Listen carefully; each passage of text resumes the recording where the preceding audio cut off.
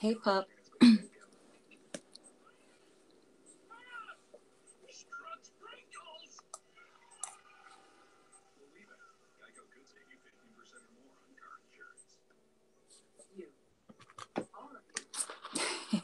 Hi, Jenny.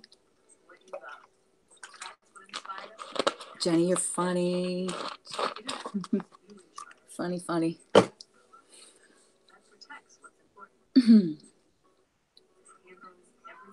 Well, we're going to talk. We're going to talk.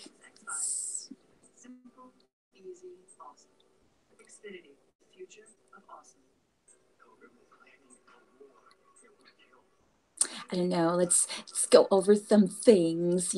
Just I should have probably put it in the title, like having a having a recap. I gotta stop. I gotta stop. Aw, thanks, Jen. Same. Let's have a recap, guys.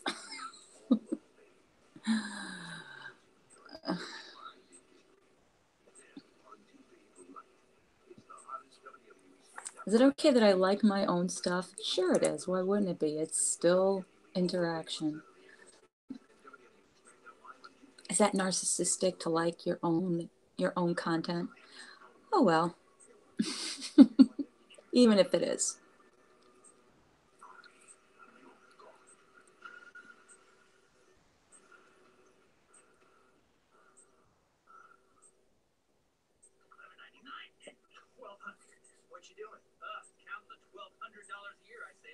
Hey, Jay.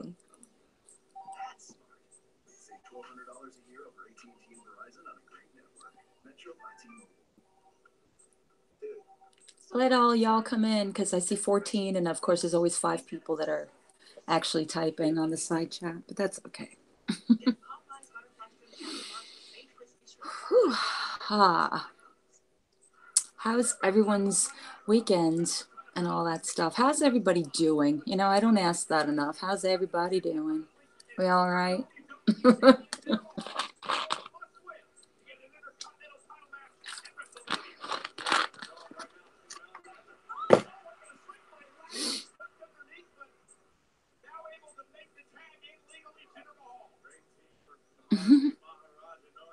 All right. Hey, Shannon.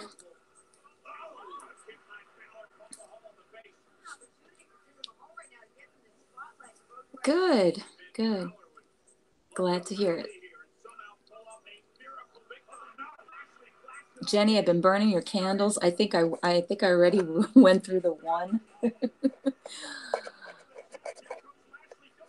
I'm survive. Hey, James, I'm surviving. AJ, I think I literally just decided, like, you know what, I miss talking to these people, so I'm just gonna turn on the hangout and see what happens, because I honestly did not have anything planned or anything. I had never have anything planned. Cool.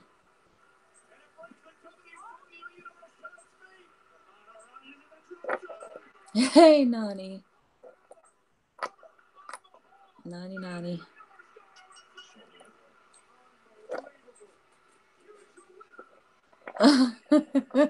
You can't quite me, AJ.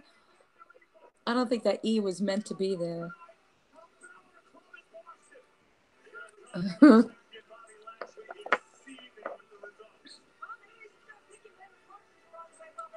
So shall we have a recap, y'all?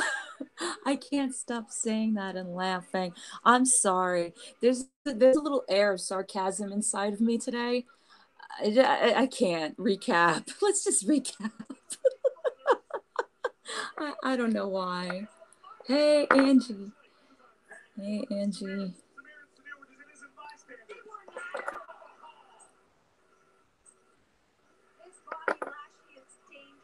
I can't quiet you guys either. How's that? Can't quite or quiet you guys. I never can quiet you guys. You guys are louder than anybody. Or not.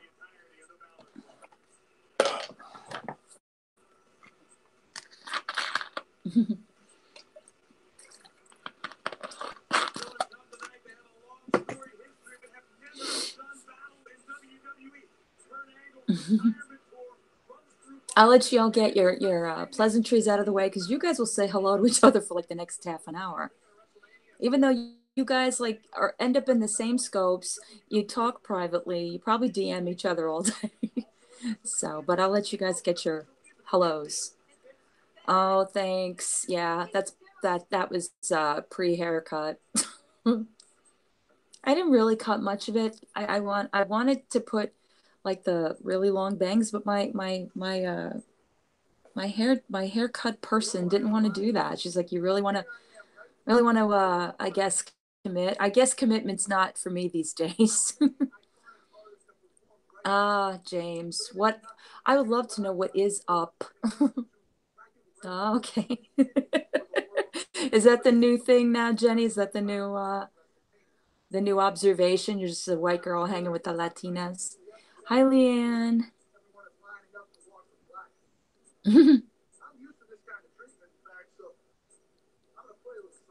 Yeah, the ceiling. Yeah, that's about it.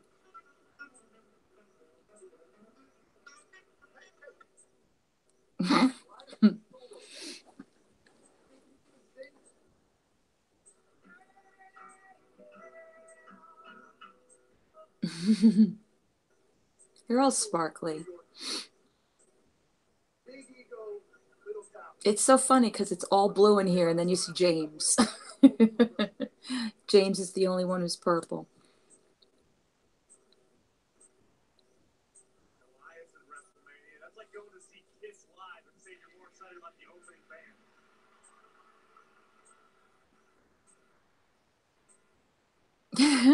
Glittery white, yeah.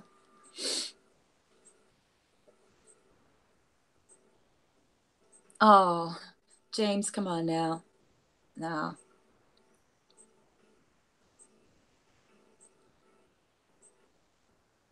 James, I haven't heard you in probably months. It's been a long time. That's because I'm not on Periscope anymore, so I don't get to hear like your blab sessions or who you're upset with. But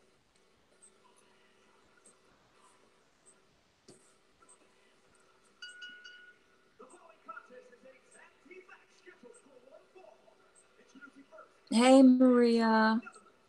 I'm sorry, AJ. So, should we recap? Every time I say that, I feel like Pee Wee's Playhouse. I feel like every time I say the word recap, I just should laugh. I don't know. Y'all know where I'm getting that from. I don't know if you guys are knowing where I'm getting that from. I can't. I just can't. Recap. Recap.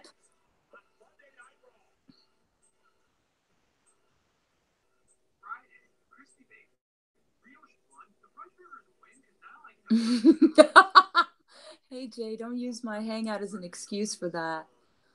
Oh, wow. I'm glad. I took a lot of energy, I'll tell you that. I don't know who that person was, by the way.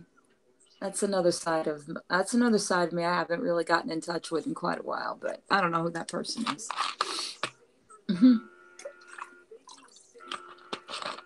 Yeah, that's true. Hands down, if there was an award to be given out, definitely would go. Hi, Mike.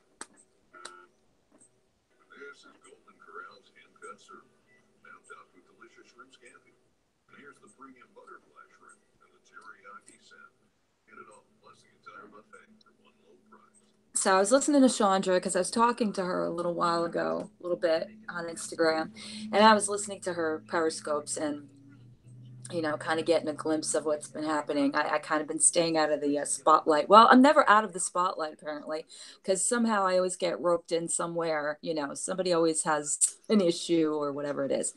Um, but we'll get the elephant out of the room because I'm not spending my entire time on going over nonsense about whatever. But we'll get the elephant out of the room. I don't what. You're leaving? Okay. Get the elephant out of the room. Oh, shut up, Joe.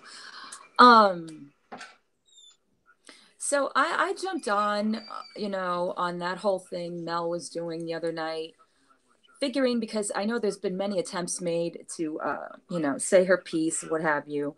So I guess that this was just was an opportunity to just throw in some more characters into this ever long play out of whatever's going on.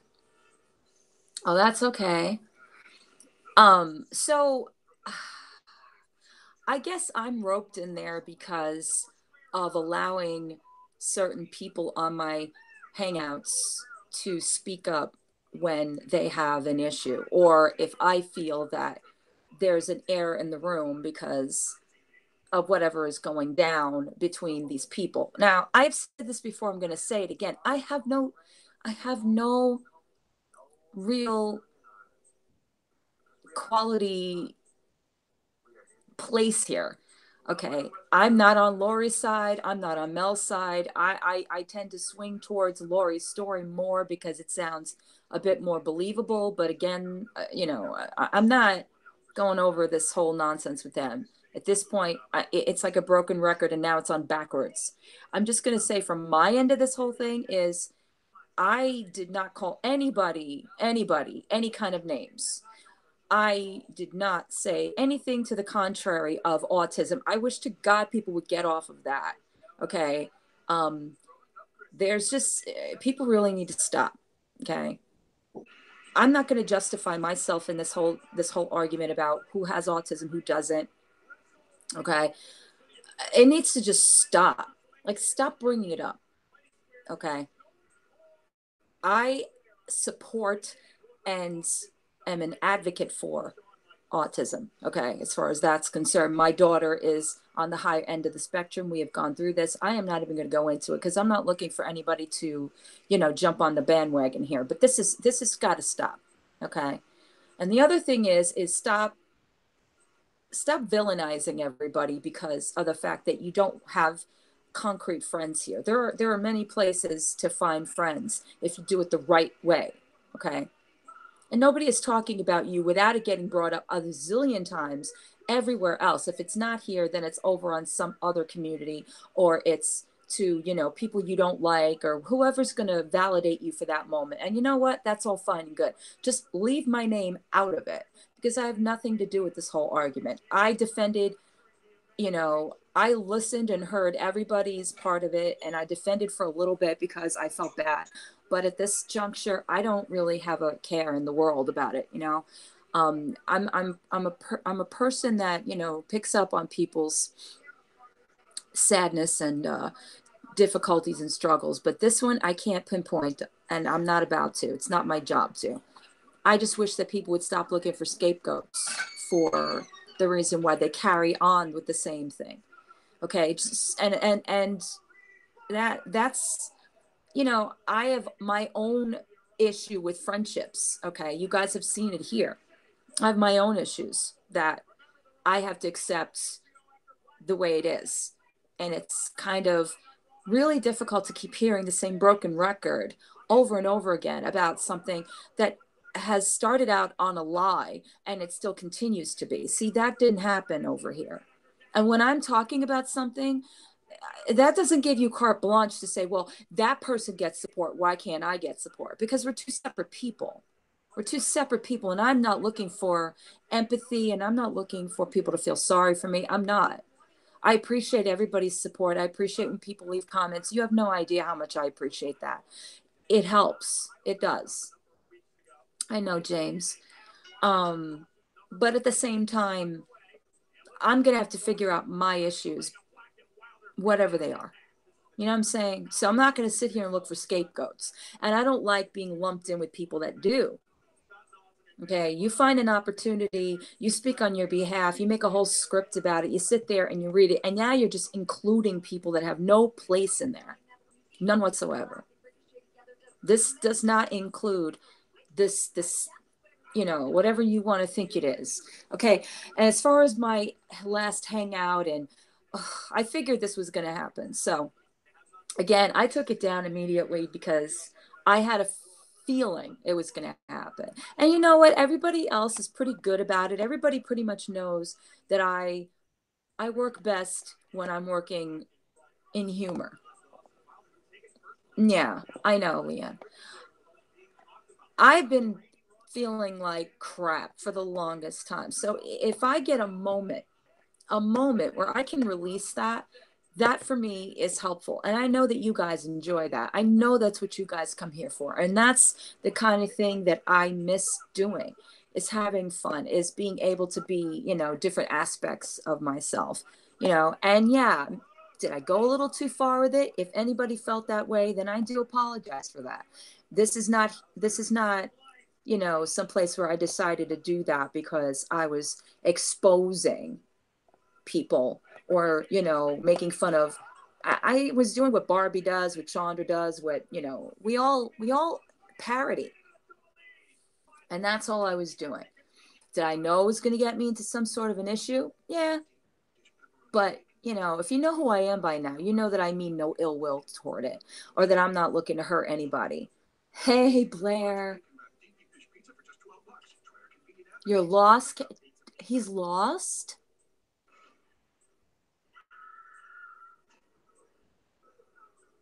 Oh no. I hope he comes back. Um,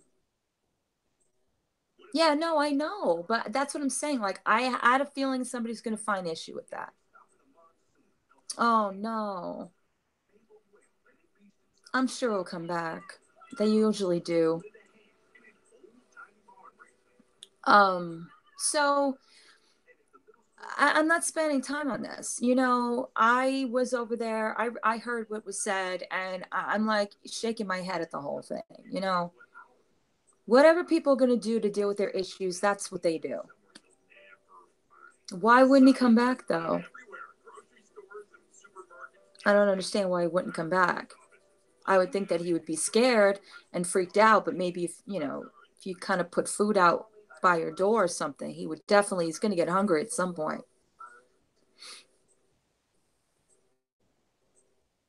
Yeah, exactly. That's what Blair, why don't you have a wrench, Blair?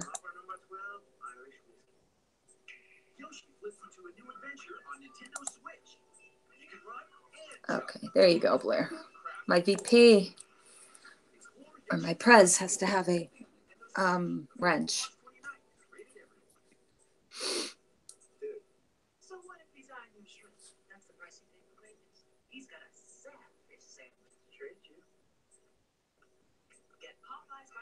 Well, anything that would attract the scent of your home, anything that would, like a toy or something of that nature.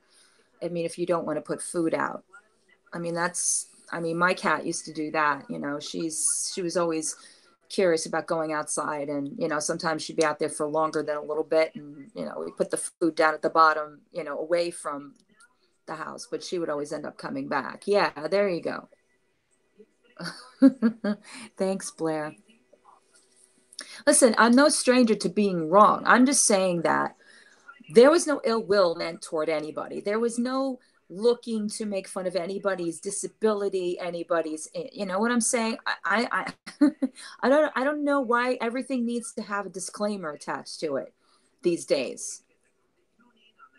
Yeah, I don't disagree with Muffin. Maybe not even that long. I mean, they get scared and they're always looking. They're territorial, so they're always looking to come back to what they know. And then they're going to get hungry. If they're not used to being outside. If he's not used to being outside, he's going to come back. Um. So there's that. I'm leaving. I'm just, that's it. I'm not going to go on and on about this crap because, again,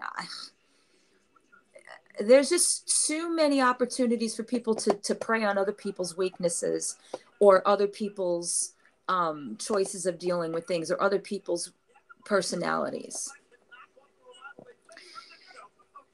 Right. And I'm tired of this. I'm tired of apologizing to people, to be quite frank with you guys. I'm tired of apologizing, tired of explaining, tired of making, reasons of, why is this happening? Why is that happening? I'm trying to assess that on a daily.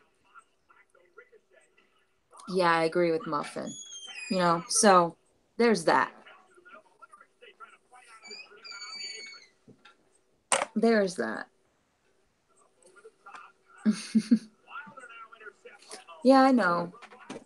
I'm saying it because there's always things that are taken and twisted and made into something that it isn't.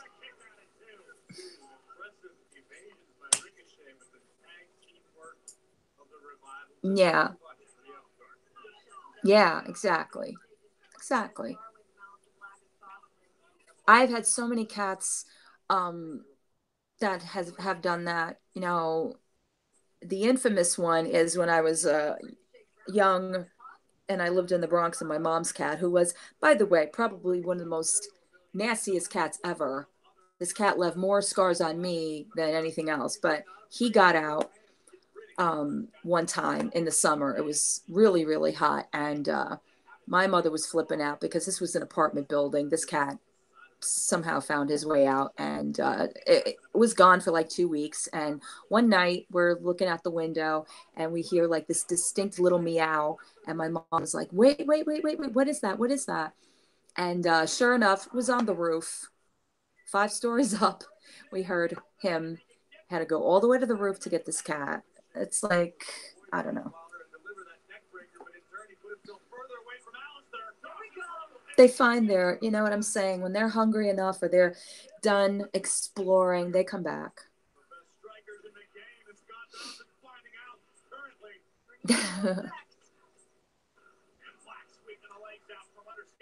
Oh no, you guys are starting a new thing now with eggs. Where's Nikki? Nikki's the one with the frozen egg she starts throwing at people. Um anyway, so to the title. What? Mm.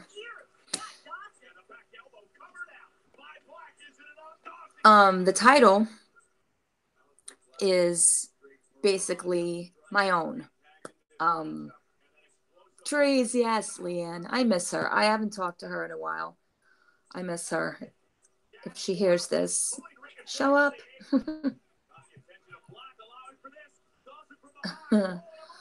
But yeah, her stories are usually the best. She cracks me up. I haven't talked to her in such a long time, probably since that hangout. So, over the weekends, I was out with my family and stumbled across the bookstore, which I was going to that self-help section. Yeah. And I came out with oh, something that I decided I would do in between my so-called therapy because I don't know, these days I'm having to find my own resources with things. So I'm going to show you guys what it is real quickly. See what you guys think about that.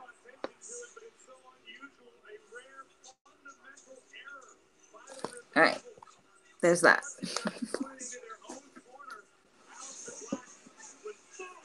Because in worrying about everybody else that affects my life or is in my life, whatever it is, and worrying about what they have, I tend to forget the fact that I'm also dealing with my own. And I've been going through a series of different things with myself, which I know I'm in a very uncomfortable place with my own mental stability.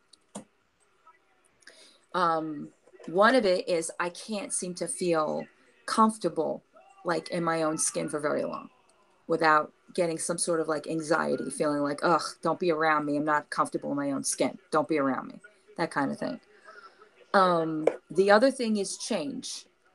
It's going to sound very OCD, but there's a part of me that I get into this mode of, if I've changed things around and I'm in this mentality that I'm in currently, or I'm kind of uncomfortable, I tend to end up changing everything back to the way it was before I had this discomfort. Does that make sense? Probably doesn't. So that's been going on.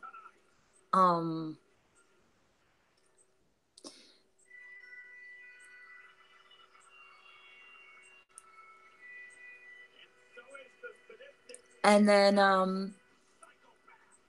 I go back to like reverting into, it does make sense. Okay, good, Maria, because sometimes I'm like, boy, you're really losing it. You're really losing it. But sometimes it's a calming thing for me when I am more familiar with things the way they were prior to the way I feel now. Does that make sense? Yeah, yeah, yeah. I wish I could take it back like a year or further. You know, I wish I could do that, where it's like you change things in time, where you're not just changing your environment or your surroundings, like you're changing the absolute time. Like go back, because sitting in your own discomfort, sitting in your own, like, where your body doesn't feel like it's shifted the right way. Does that make sense? And I thought that was only because of, you know, I had a really bad issue this week, really bad episode. Not going to go into it. Yes, I used the word episode. I'm sure that'll be used against me at some point. I don't care. It's not a bipolar. It's not whatever. It's actual, just, you know what? People have breakdowns. People have, you know, mental breakdowns, whatever. So very bad episode. So once that happened, now it's trying to get back into normalcy. And everything about the pit of my, like it's this discomfort right below my stomach. There's like this feeling of like knots. I can't explain, or I can't explain it, and I can't get rid of it no matter what I'm doing.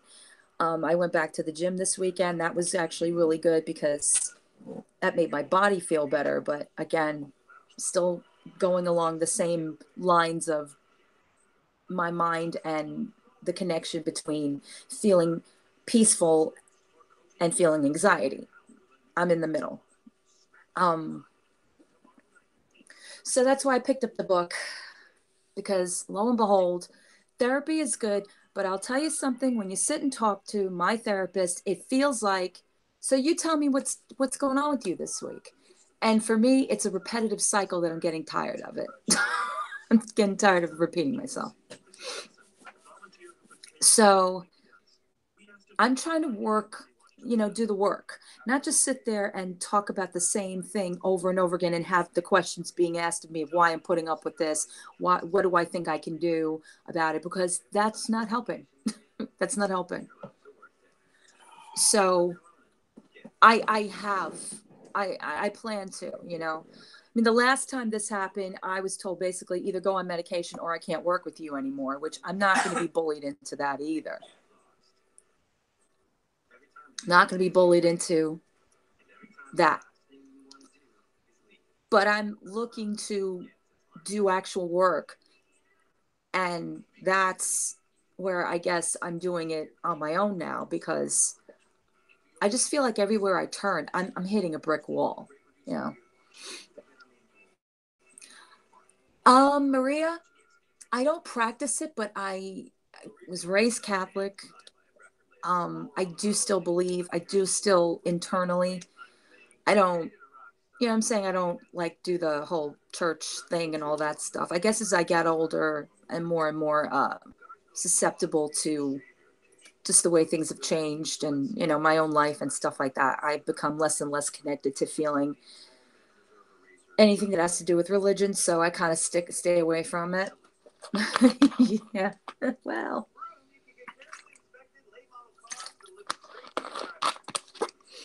But I know where you're going with that. And I do ask. And I have been saying that to myself too internally about letting go and letting him take over. I'm at a point where it's like the trust factor is the problem. Like, isn't that it's a terrible thing to say because you're supposed to put trust without seeing. You're supposed to just blindly just put your trust there, and that I have an issue with. Isn't that terrible? Like, could I get any more doubtful at this point?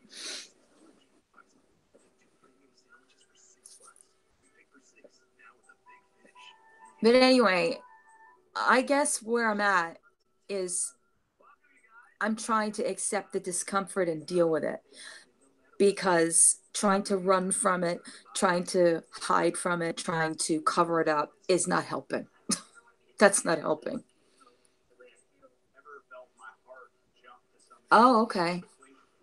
I am not comfortable with mine because too many people know me. That community knows me. That's your job, James. That's all you. Yeah. I remember years ago when I was living in Florida and I was kind of going through the same thing. And I actually walked into a gospel church. And I'll tell you something, it was like, it's like one of the probably the weirdest, most awkward, and then like really uplifting moment because it was just so like, wow, they're very instantaneously accepting. I wish I had that kind of like determination like I used to in my, in my 20s. Now that I'm in my 40s, I'm like, too like,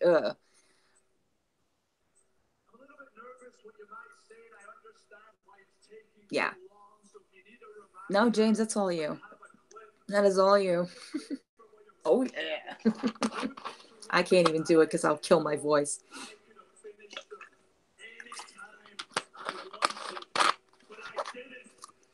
I guess what I'm saying is when we know our situation, whatever it is, instead of trying to forget that it is the way it is, maybe just accept it and work with it. And as I'm saying it just feels so scary. But maybe if I'm saying it, this will help somebody else.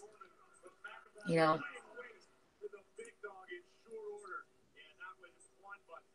Mm-hmm. Yeah, I get you, Leanne.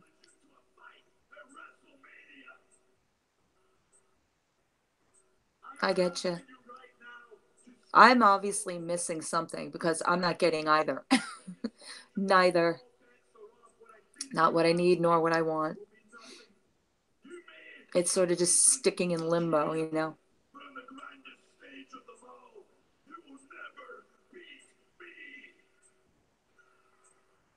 You like what I'm saying? You want to elaborate? James, do you want to come up here? It's been like ages.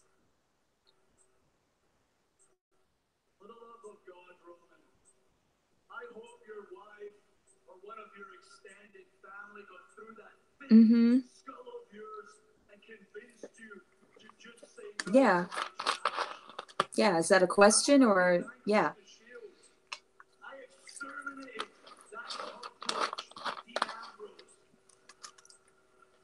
Is that what I'm getting at? Well, I'm trying. Yeah, I am getting at it. I think that's what I'm getting at.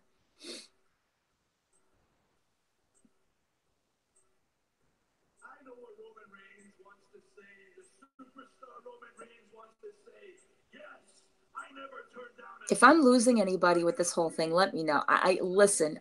Like I said, I don't. I don't have a clue half the time of how I'm gonna, go into whatever the hangout's gonna end up being about. But it's just like where I'm at. So I guess it's like sitting within it and just going from there.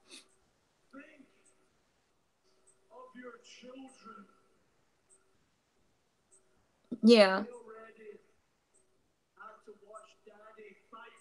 I don't know. I mean, I have there's always a voice in your head that says certain things, that you don't know if you should trust, like everything's going to be okay, like, just trust love, let go, let God, that, I mean, those kinds of things. And then you don't, you're not sure if you should trust that either.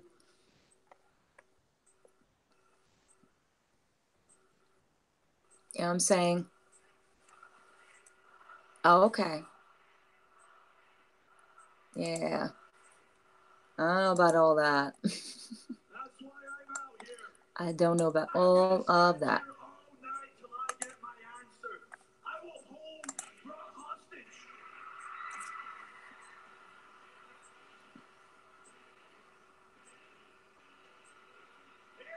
Yeah, yeah, Leanne, I go the same way.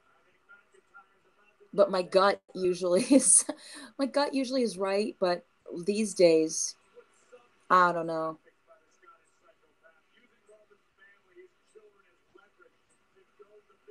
I've done things my gut has told me to and come up short, so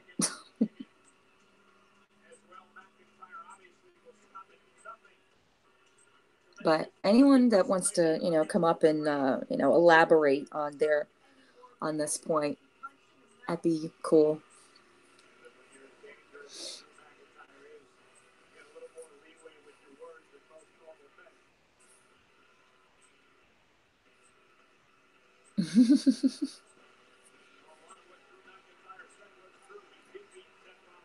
I always feel like I don't know that I'm talking and then it's strange because I'm talking from my actual real thoughts at the moment, instead of just thinking about, oh, if this is going to sound a certain way, that's going to sound a certain way. Actually, I do like it, Muffin. I do like it. It depends, It's more about, just being aware of what your mind is doing, your body is doing. It's like I think they call it a self-scanning, that whole thing, the whole mindfulness. Excuse me, I don't want to go on the rewired soul outlet, but it's all about being mindful of, where you're at. I don't think you could be more obvious than knowing what your actual reality is. That what's more realizing than living it at the moment. You know what I'm saying, moment to moment, instead of like, oh, let me take time to sit in the moment. I guess maybe when they feel like you're living a life of, where it's busy and you're constantly doing this or you're doing that or you're thinking about other things. But oh, please. Yeah, I hear that, Leanne. I hear that.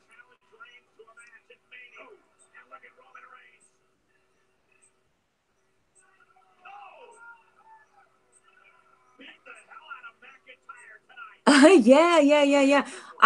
That's funny, Muffin. I thought that too, but there's some really good ones out there. There's a app um that I have on my tablet. I'll type it on the side chat. It's actually really good.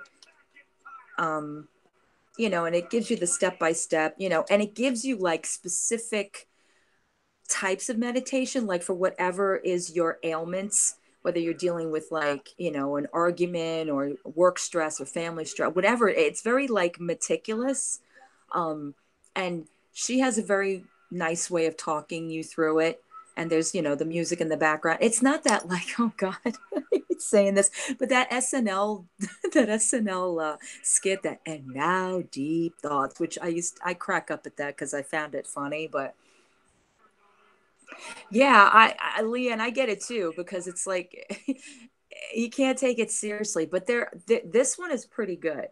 This one I've used now. I think I found it last year, maybe a year before that. It's actually pretty good.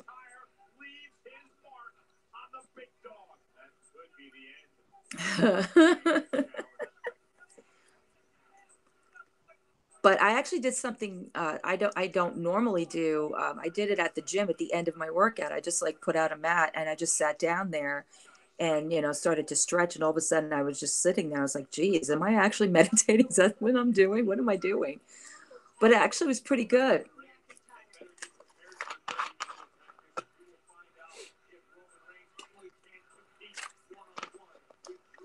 But eventually you got to get up and deal. Hey, Amy. Well, that's a good idea. Oh, there's a whole book series like that. Muffin, is that related to that? There's a whole book series.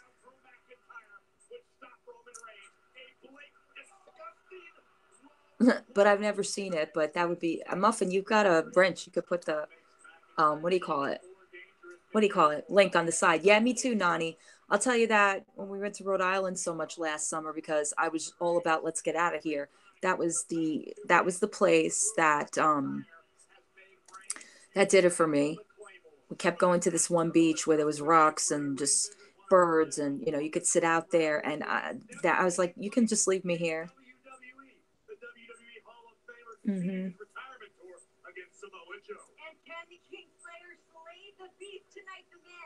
Yeah. Duh. Dur, dur, dur. Oh, yeah. Well, I've been wanting to do that one for quite a while because, like I said, I know there's a lot of people that watch my videos that have absolutely no idea when they come into these hangouts and they're listening to whatever, is going on, whatever, is happening at the moment. So, um, I felt like, some people might sit there and question, like, what is she, where is she going with all this? Like, beauty channels don't do this. You know what I'm saying? Like, if you look at your standard beauty channel, but again, I'm not your standard beauty channel, whatever. There you go. Hmm. So I felt like, okay, since I put a lot of, my life out there in video, I had to give sort of an explanation of what the hell is happening here. Like, what are we listening to? What is going on? Oh, cool. All righty then. Look at that. James, it's been like 2 years. It's been 2 years, James. Jeez. All right, let's see if I can do this.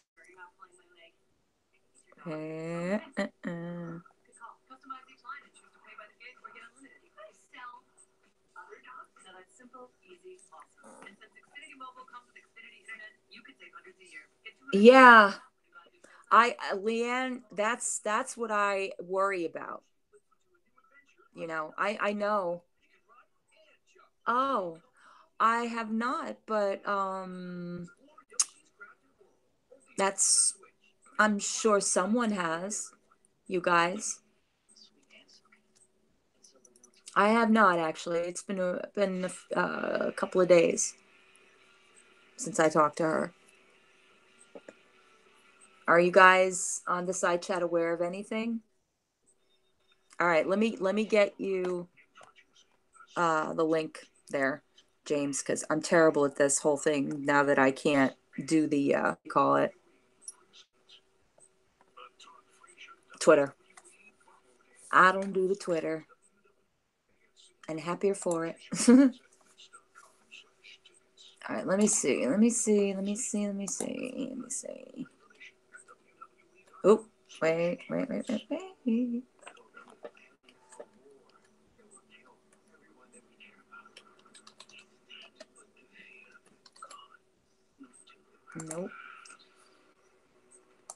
James, if you want to put your email on the side there, I can add you that way because I cannot do it. No idea. No idea, Muffin. But I'm pretty sure, whatever her reasons, I mean, I'm sure she's around. You know what I'm saying? Sometimes she takes a little break herself. And if anything, I would think Chandra would know. So, you know what I'm saying?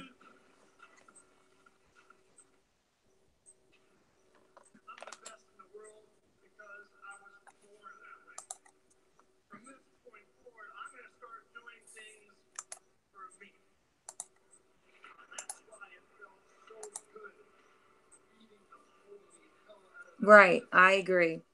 Like I said, I'm not one to, I'm the last person to prod into anybody's reasonings for, not being around. Boy, I'm the last person to to ask that question. I'm sure she has her reasons, you know what I'm saying?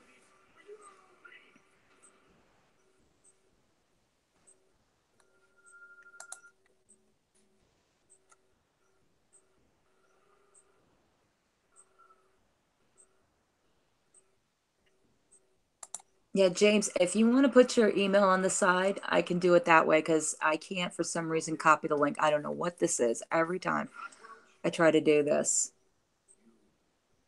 Yeah, no, it's fine. I understand, Beauty.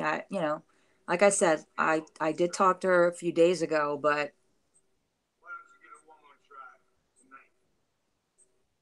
right, right. No, I get you.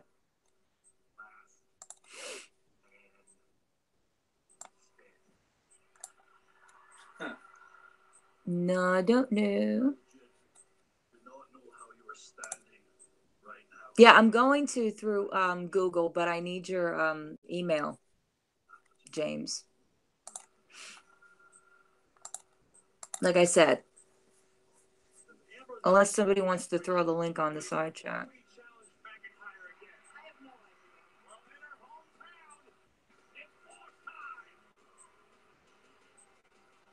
I'm pretty sure when she does surface, she will explain herself, and she doesn't need to, but we all take these breaks. Lord knows I do.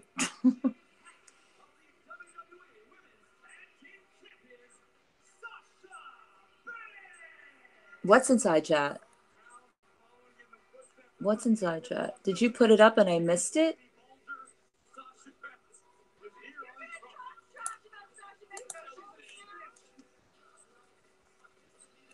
Oh, okay. Thanks. Sorry, I didn't. I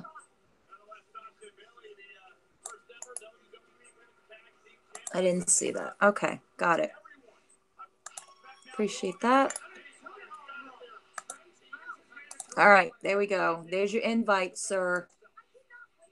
Oh, I got it now, Mike. I got it. I know. I'm blind. I get it. Thanks.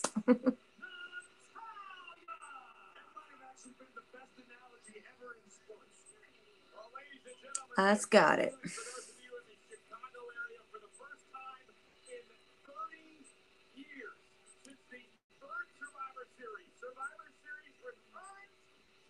Yeah, that, like I said, I'm pretty sure because everyone's entitled to it.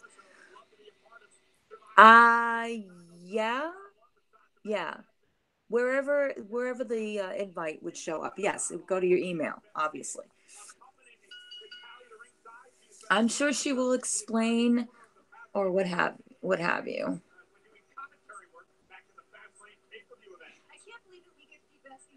So there's that.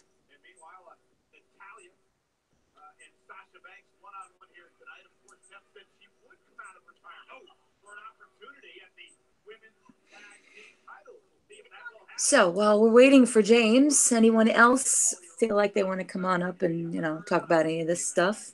Oh God.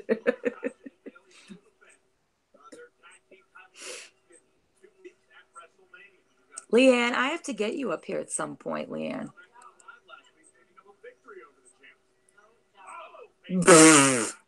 Wrong hangout, Mike. Wrong hangout. Oh, thanks, Jen.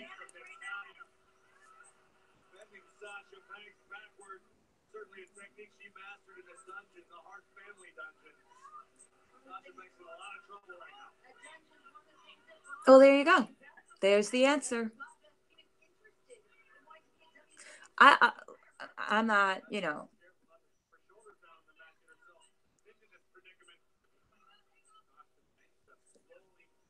I think we pretty much summed up. If she's around, and she was around. I know she was around in Cooper's the other night too. Excuse me.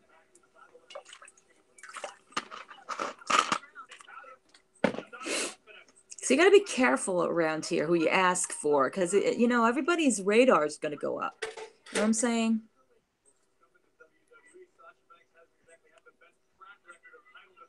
Because these people are very familiar. They would know.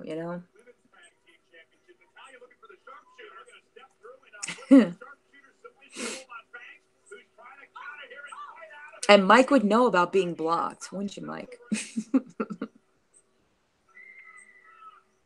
Yeah, Leanne. Even if it's a private.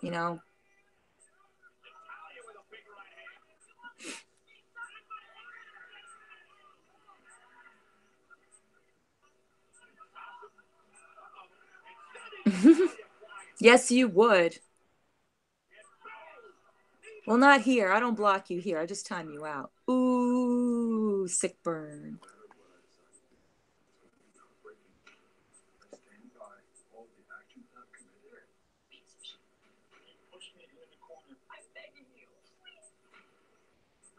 Mm-hmm. Absolutely. Yep. Absolutely.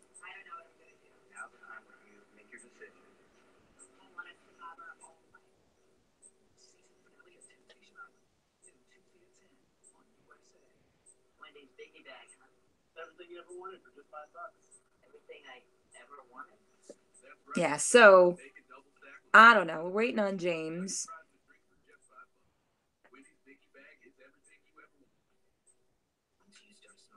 So AJ, no nut milk today. Nobody's been talking about it. Oh, that would be good. That would be good.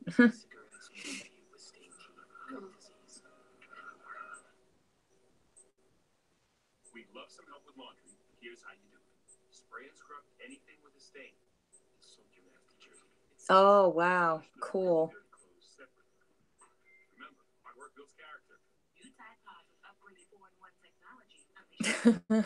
I said AJ.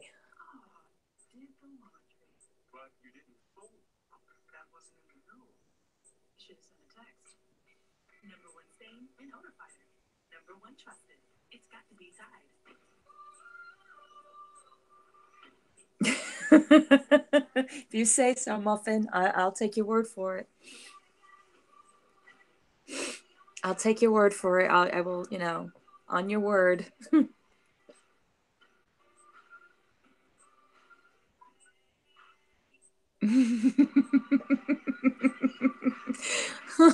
The bob, does that mean open bobs, Leanne? Is that what I'm kind of thinking you're going towards? Because if that's the case, I'd say that's an emphatic yes.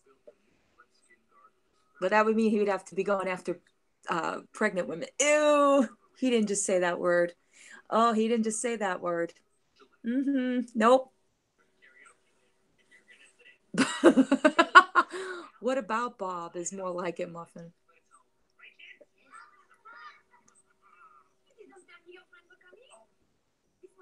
James, did you get lost like Nani usually gets lost? I'm just kidding, Nani. Or I mean Deborah Irv. I mean Nani. I mean Deborah Irv. Sorry.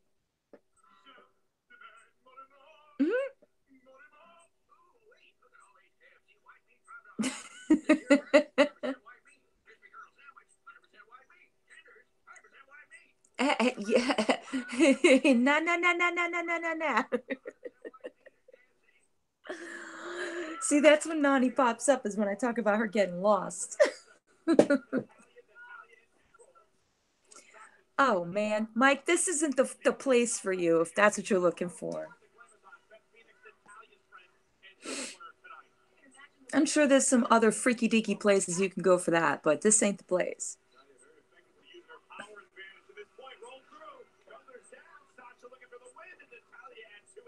I'm just saying, Nani, he got lost. I don't know if he went like your route or what's going on, but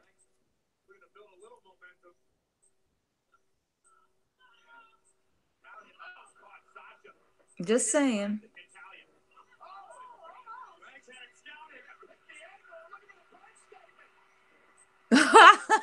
See, Muffin, I wasn't going there, but I'm glad that you did. We go from open Bob's to Bob's Milk. I don't know how that kind of distinction happened, but anything is possible here. Anything.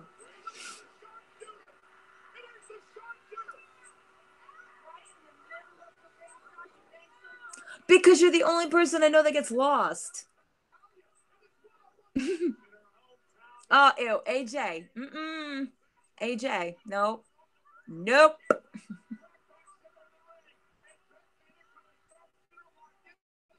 I mean, if we're gonna start getting out, breast pumps and sterilization bags, and we're gonna have to take out, like warming bottles for him.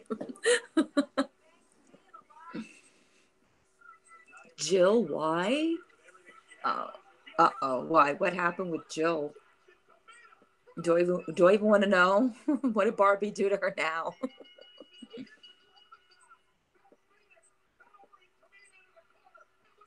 Muffin, I feel like Mike needs like an adult sized pacifier. Ew! Ah, AJ, how do you know all this? These are like weird riddles. Jill leaks beer bobs. I just think that Mike needs an adult size one. I'm just saying.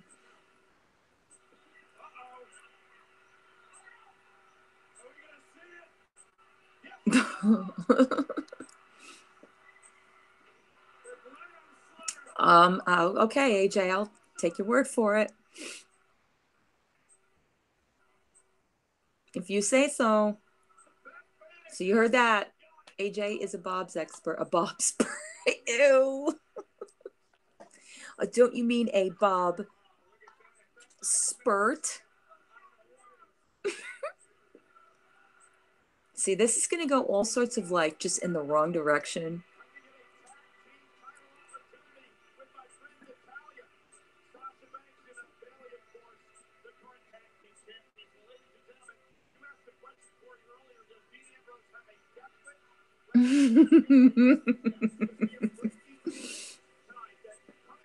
See what you started, Mike. Uh-huh. I don't I don't know. Mike, you can start bringing up wanting to see nudes again too. Like at the second you come onto my side chat, you start thinking about all of these like pornographic things.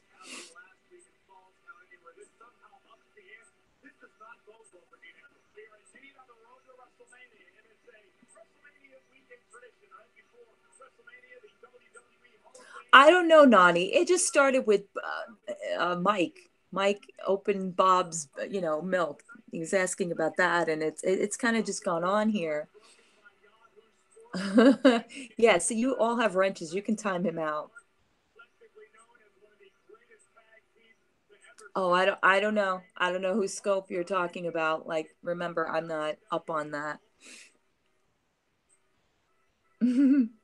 So he's finding okay, I get it. He's finding alternatives.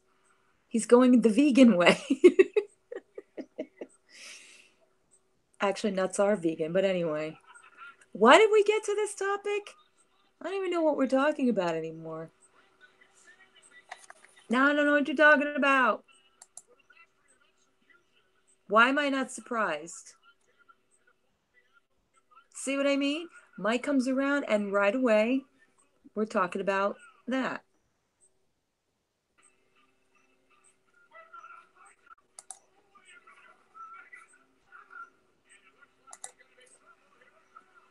So what are you talking about? Oh my God. Y'all get way too deep into this stuff on Periscope. Seriously.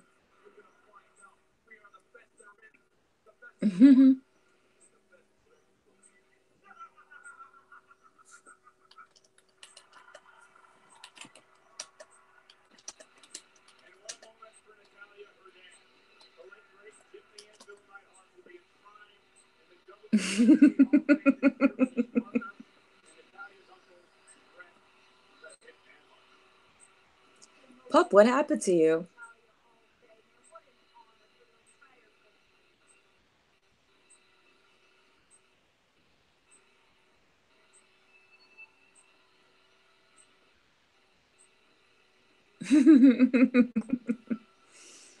Yep, it weren't. Okay, somebody needs to put an APB out on James because I think he got lost in the forest. Yeah, me too.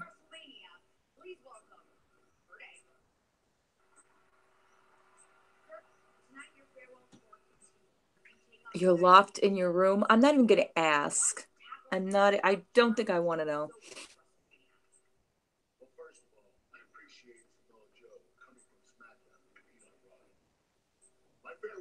Just saying, Leanne. Just saying. It's been a while now. APB. Yeah, well, that's what I'm saying. Oh geez, Amy. I don't know. I kind of just started recapping. Holy shit, it took you that long to download the app. This is gonna take all night. James just downloaded the app. So recap, Amy, recap. And then I was talking about just, acceptance, being in the moment, dealing with, discomfort, all that lovely stuff, all that kind of circulating around, just, the whatever has been coming up. He's using a BlackBerry curve. All right, I'll be right back, guys. Behave.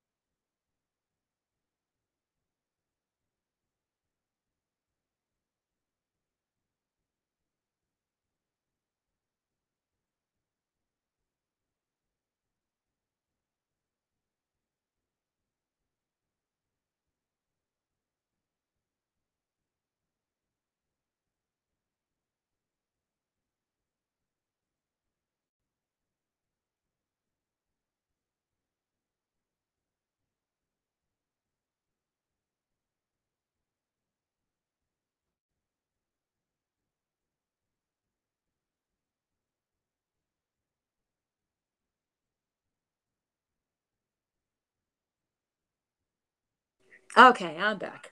Hey, Barbie, what's up, girl? Oh, now we're talking about old phones. James, are you on a Nokia or Barbie? James is coming on panel, girl.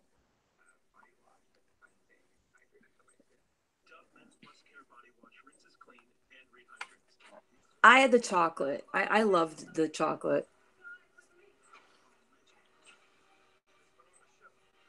Oh, okay. All right. Sure.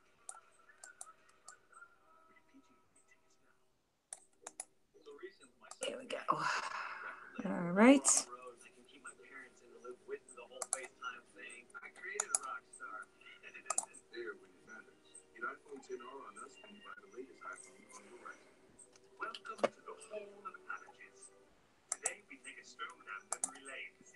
Okay.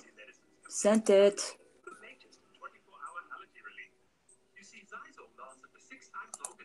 Teeth whitening in a banana every time he sees me. I'm so confused. Don't know what that means. Barbara, do you want to come up and ask him yourself? Like I don't. Oh, there he is. That worked. Hey. Um, Dawn, I want to say, since I watched your channel, Mm-hmm. I have newfound respect for you. I had respect for you, but being you said you've talked about anxiety, Mm-hmm. being depressed. I've gone through that. I've I've gone through it. I did something real stupid when my cousin passed away, and I lost a job over it. Mm-hmm. Um, real stupid. Basically, I took a toy gun.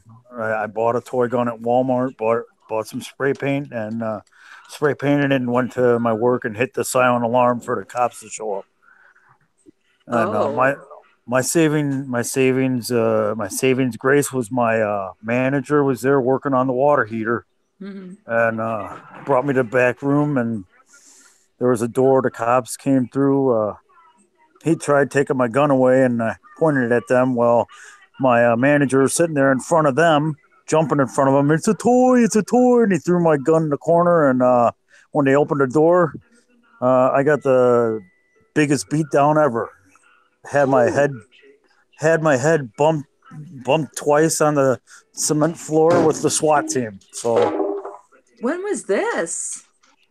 That was I want to say 2016. Oh, so right when we just were introduced to you, James. Now it starts to make sense. It was like Wow. 2016, I think. Mm-hmm. And it was the stupidest thing I ever did. I never thought of how I put my manager in harm's way, because if they would have shot him, I wouldn't be here talking right now. That's crazy. Barbie's right. You could have gotten yourself killed, James.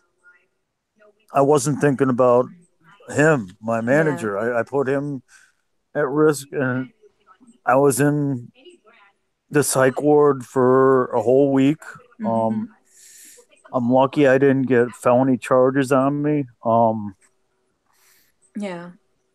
If anybody wants to know what a psych ward is like, go ahead and watch One Flew Over the Cuckoo's Nest, and the exact same thing. Oh, I already But know what they're like, and yeah, yeah, that's but true. you know, there are normal people like you and me that are in there that have the same issues, and I'm not one to be proud of what I did. It was I wasn't thinking straight, and I lost it. So, and I take meds and stuff, and um, there's days that like you're talking. There's stuff change. I don't like it, but I got to deal with it. Yeah, yeah, And what you were talking about, working through it. I try to do that every day, and then I'm not trying to make this uh a poor me or anything. I'm just saying I can relate to what you're talking about, and no, I can't. not at I can't all. see. I can't see side chat, so I'm sorry. Well, I will read to you what they're saying. So Barbie said, "That's really dumb, James, but at the same time, I feel sad for where you were at mentally to make you do that. I'm so sorry you were in that mental space." Leanne says, "Losing someone in depression can make you do crazy things." I completely agree with her. Barbie says, "Geez, James, I had no idea. I'm so sorry you went through this mentally, but also literally." Muffin agrees with Barbie. You could have gotten killed. Your manager could have gotten killed, and you could have caused lifelong trauma to the cop that took the shot. But I'm glad you're better. James, you had someone looking over you that day as to not getting killed.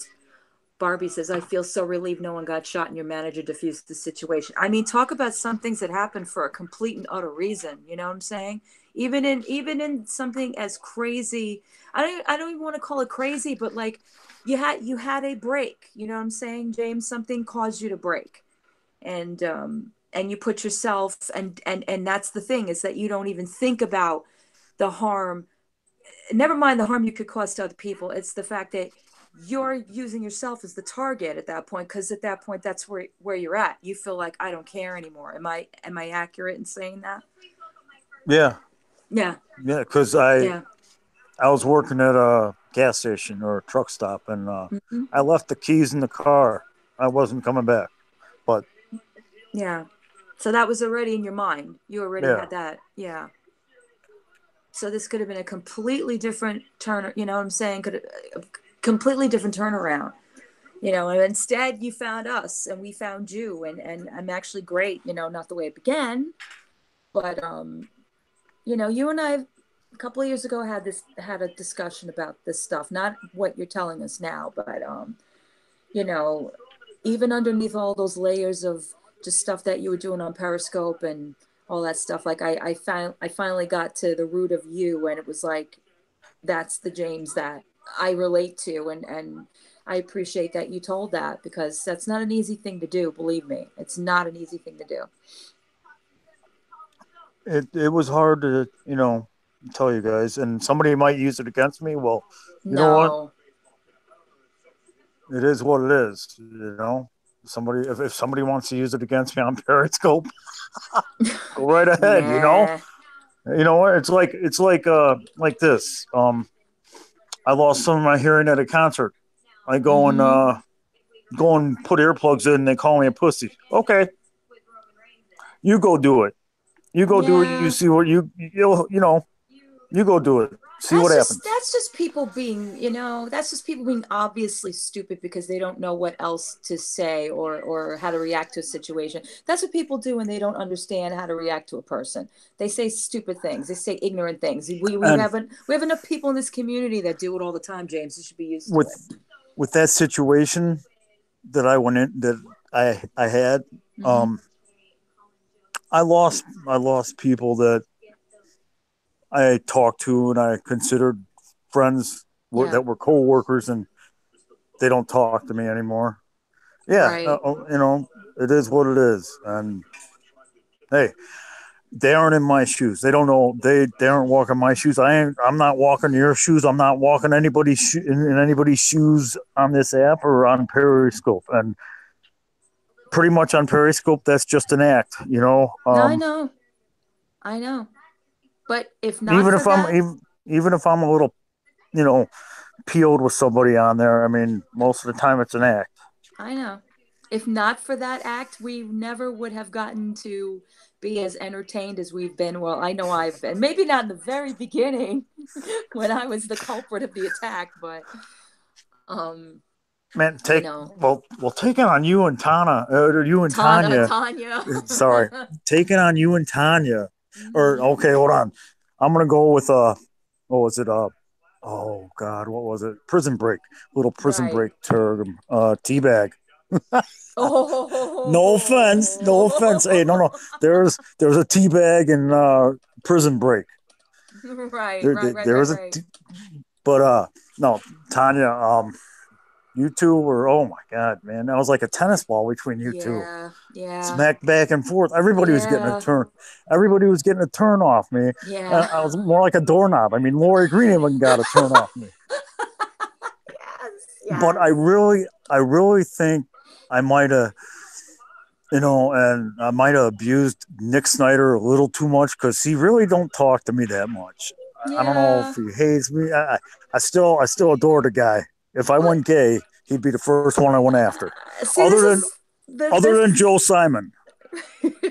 this is the difference between just gagging at people, just kind of like, trying to poke fun, and there's a difference between being completely obsessed with trying to ruin somebody's character.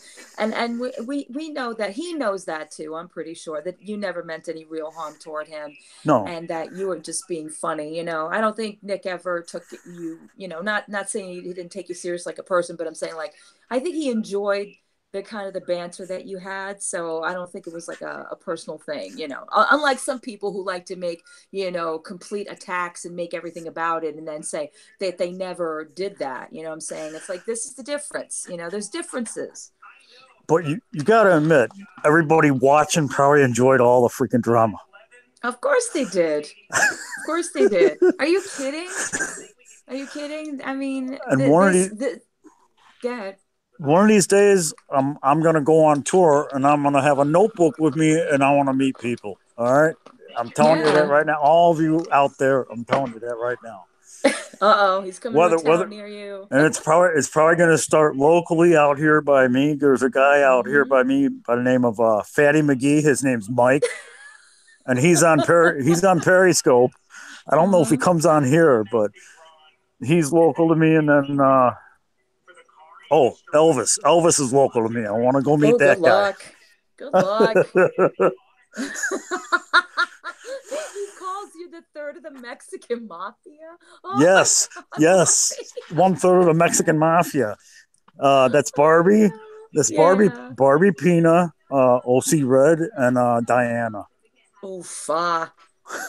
Oofa. Good luck. I mean Not that is Barbie. I love her, but oofa. that is some serious salsa right there, man. Good luck. I hope you have chips. Good luck. Because I'm gonna get burned. Yeah, I'm glad you realized that. I hope you have hemorrhoidal cream too with you, because I don't even want to. I don't even want to know the end result of that. Okay, But I'm gonna have to get out of here, Dawn, because this phone's okay. like on the battery power is gonna die, and I want to hit the charger before it dies. Oh, well, I appreciate you coming up, James. It's been fun. I miss you, talking to you and all that stuff. I miss you too. Mm-hmm. Send me an email. I will. Um, Anybody that sees Monroe 88, just tell her hello for me because I have not seen or heard from her in ages Monroe's been on this around. app. Monroe's You been around. know, She's been on Barbie's side chat. I think she was on mine not that long ago. She's still around, but I'm sure I have somebody will get that out to her. I have not seen her on here. I don't know if she has a YouTube channel or I haven't seen her on side chat or anything. And I know she had a kid, and I really wanted to send her something, but I had no way of getting Oh. a hold of Oh, anybody to. Barbie said she'll tell Monroe that you said hi, and Okay, she also said to take care as well. okay. You take it easy. I'm starting to freeze out here in this 30 Yeah, don't degree do that. weather out Don't do here. that. But thanks Have for a coming on, James. Thank you. You're Thank you for welcome. having me up. Love you, Dawn. Oh, love you too. Anytime. Bye. Bye. Oh. Huh. Wow. Wow. I am never I'm at a loss. Yeah. Yeah. Like I said, I got to talk to him a few years ago when all this craziness was going down, when everybody, was all up in arms. It was right around the really bad time, and I called him out of the blue, and he was shocked that it was me, and we had like a long talk about, these related issues. Not exactly this one. I never knew about that, but I knew he had a hard time too, and he was always he's been very supportive, as much as he was always giving people a hard time. He was always just very real and raw, and I appreciate that. And that's what I'm saying about, you know there's diamonds in the rough around here that people need to just, if you give them a chance, if you give them a shot, if you dust away the persona, or the vagueness that we all put out there. There's real people. It's not just what you perceive on Periscope or on YouTube or on Snapchat, or however you do your social media. There's real people behind it, and when you give them a chance, just because they show a certain persona online does not necessarily mean that that's who they are on a daily basis. We forget that. That's why it's so hard sometimes to come on here, because if you don't know my personal life and I start talking about things like this, you're like, oh, well, is it related to this community drama, or is it just that she's looking for, some kind of like attention or whatever it is? And it's not. You know what I'm saying? It's trying to be yourself and relating to the outside world, that you don't always get to see on a daily basis, you don't get to talk to. And it's so hard when you get to like people, or you get to be in relationships with people, and you break away from that, and the only way of communicating is through the social media or texting, and it's such a different aspect of who they are. And it's really, really difficult. It's really difficult because you don't know, you can't get their tone, you can't get their mood, you can't. And I don't know, for me it's a very big struggle. Yeah, Leanne, I agree. If everyone put down the wars and listen, we would all see we have a lot in common with one another. Yeah, yeah, I agree. Exactly, which is why I continuously try to put it out there this way. People take it and they twist it any way they want to. I mean, I don't know why people have to make up stories, or they have to lie, or if you just want support, or you just want to have people in your corner, then you've got to be able to give something to the whole. uh there has to be a give and take. It's not just offering because, oh, I have this, so it just should be that you should just support me because I have XYZ. It's, what are you willing to give in return? What are you willing to be, for that person, for these people? You know what I'm saying? And sometimes it's the small things. It doesn't even have to be the big things. Like, I think that's where people get lost in translation. Like, I know in my own personal relationships, you can ask people close to me, that smaller things for me make me feel better than larger, expectancy, or larger, um, what am I trying to say? Expectations. I've lived enough life and gone through enough things to know that I don't expect a lot. And maybe what I do expect seems that way because to me it's a small thing, but it's what makes me actually, notice that it's something, you know what I'm saying? Instead of it always having to be like, oh, the big picture, or spending a lot of money on something or, doing elaborate things. It's not about all that, you know what I'm saying? As I blab and I'm needing to drink water because my voice is getting dry.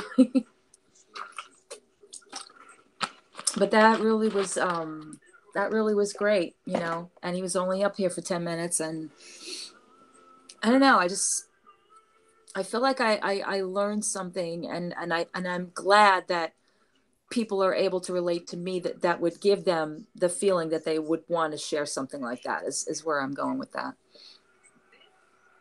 Did I freeze up? What's going on, y'all? Gonna reboot this nonsense. But yeah, wow. I haven't really felt good about my hangouts recently, but this one, it's pretty good. Pretty good.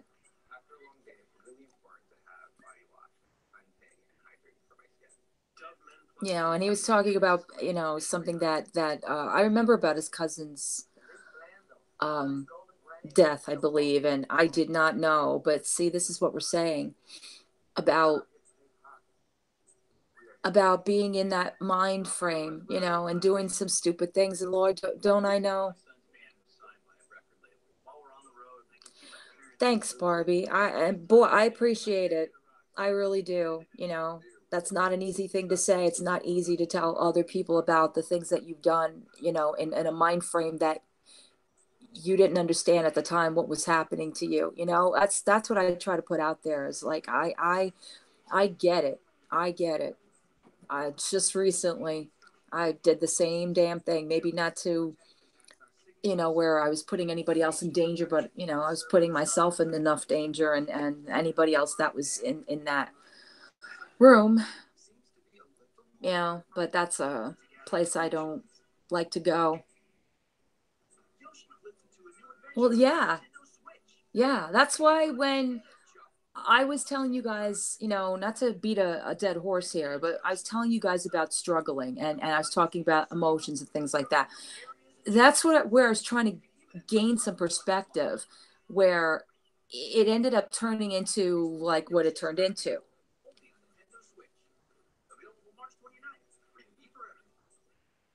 Yeah, exactly, Barbie. Exactly.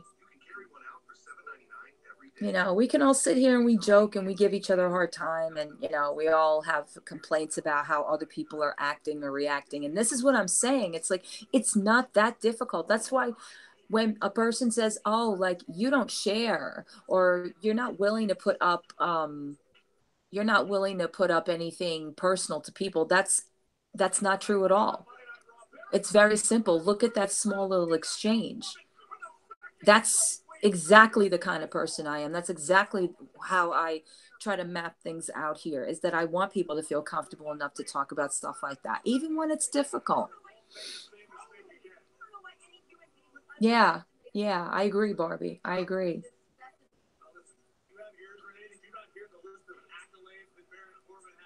Everybody has got something that can probably help somebody else out. And that's the sad part about people that don't know how to get it from this community. Instead of going around and mocking people for mental illness, or instead of going around and misquoting people and rehashing the fact that we are all at arm's length, or we're differences with each other because of XYZ, or instead of trying to hurt people or constantly not understand that other people's um actions cause reactions, instead of it being about, oh, it's she said and then she said and then he said and he said, it's all about trying to get by. It's all about trying to just on a daily basis relate so that you can be better. You know what I'm saying? It's not about sitting here and going over and over the same scenarios and the same issues when people don't want to work through them, when people don't want to see where they're part and parcel in their behavior, where people just want to lock it into just content for their channel. You know the difference.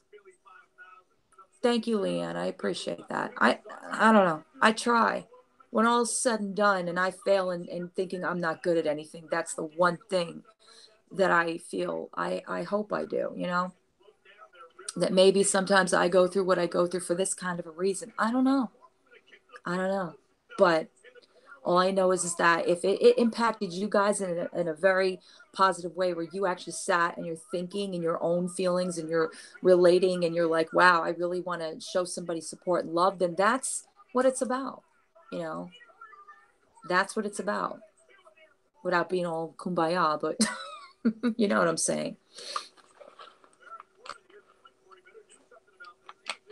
And then in turn, it makes me feel good. James, thank you.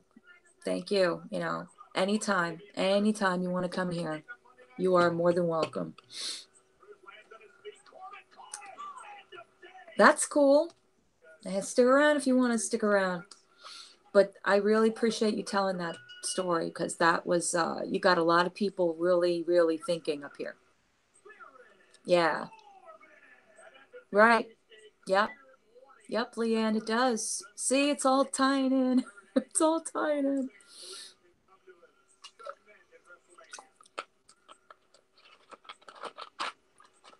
You know, sometimes we don't think that we really, we do much. And sometimes it's the little things that we do. And I have to tell myself that, because every day I'm like, I didn't do anything. I didn't do much. I didn't do this, you know. What am I doing? Who am I helping? You know? But so, Oz appreciate it, guys. Oz do.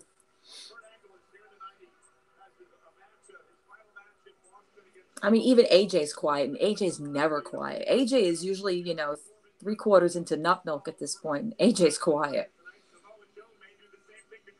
I know. I know. But that, honestly, Nani, that is the James I'm used to, you know? Like, I forgot about the yelling, screaming, even though that's like, that's fun and it's hysterical, but that's the James I'm familiar with. Well, I'm glad I could, James. I really am. I appreciate that. I really do. I'm going to keep this up so everybody hears that. I hope that's okay with you. And do not worry about anybody attacking you, because I don't think anybody in this side chat is going to allow that. Yeah, Leanne, same, same.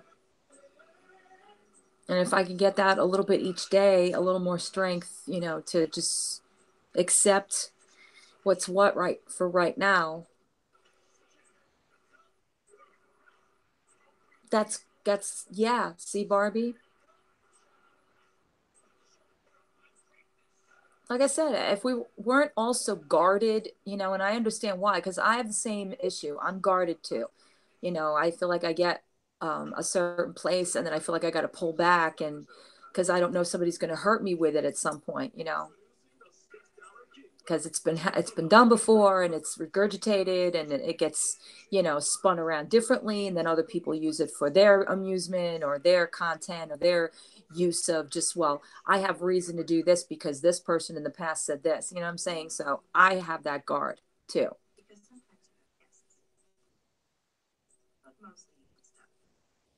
You know, and it's not about being invasive or nosy, and I know that that's a whole other thing too, like the difference between, you know, people being interested and people just being nosy.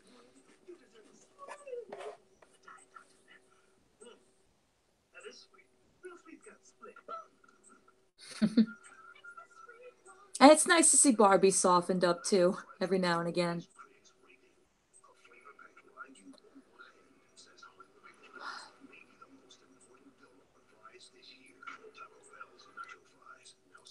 I know that, I know who that's directed toward, Tanya.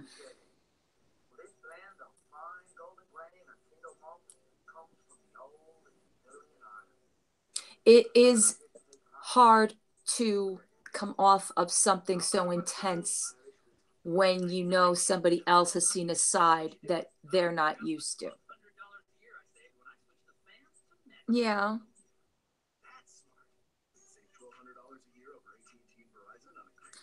No, James, not for quite a few months. You know, I took a hiatus from it. No, the only acting I did was on my channel the other day. Yeah, that was crazy.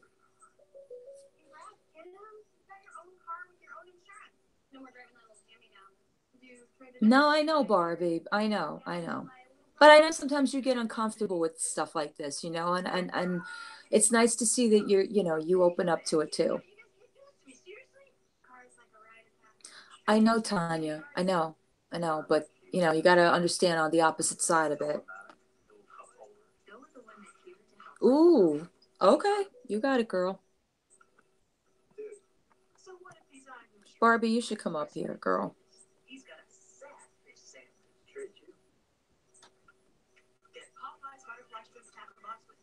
Let me see. Let me see. Let me see.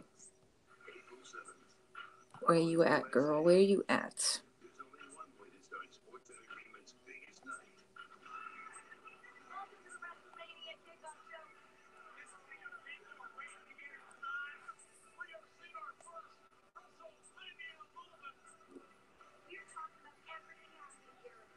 Mm-mm-mm, mm-mm-mm. I'm getting myself lost in all this now.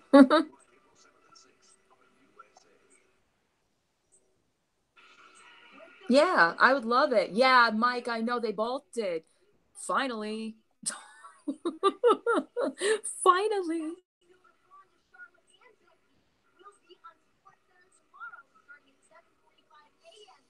I mean, what else were they going to do? You know what I'm saying? Okay, it would help if I would type in the right place. That would probably help.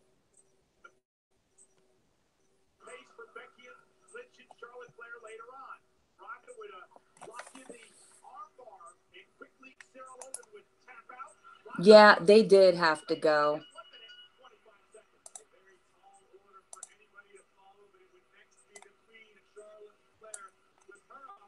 Why is it that I can't copy the effing link? This annoys me.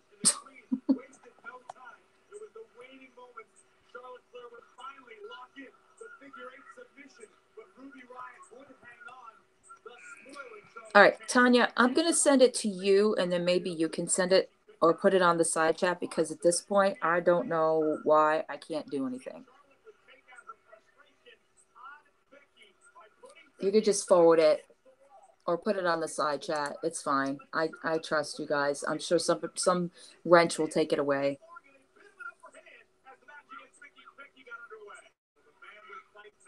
If I insist. I know, Barbie, right? I got to pull your arm.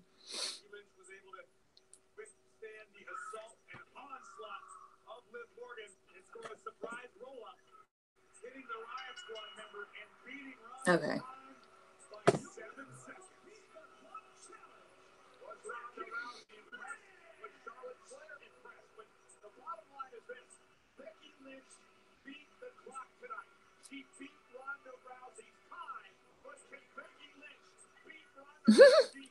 She just you copied. You're invited to a video call.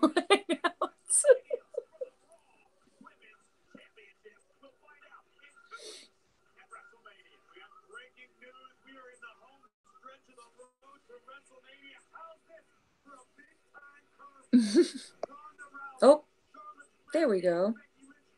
Well, she joined and she left.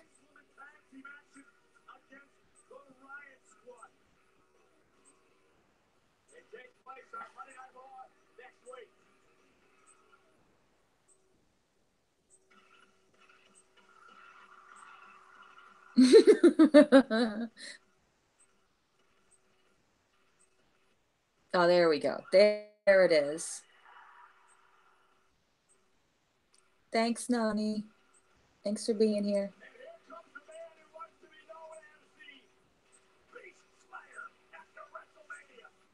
That's fine.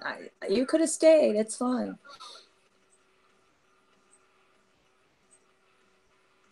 There you go, Barbie. It's on the side.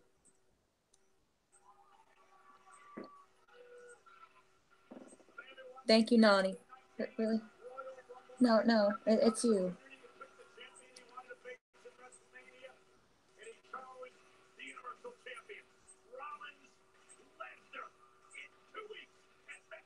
Oh, okay.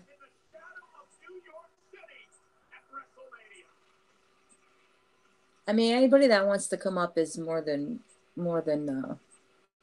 welcome to.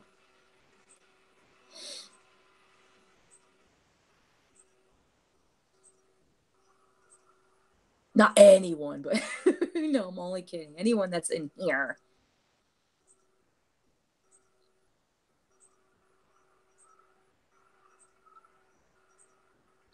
Oh, Pup came to us through, I'm not sure, but he's cool, James. He's good. Oh, I see her in the back.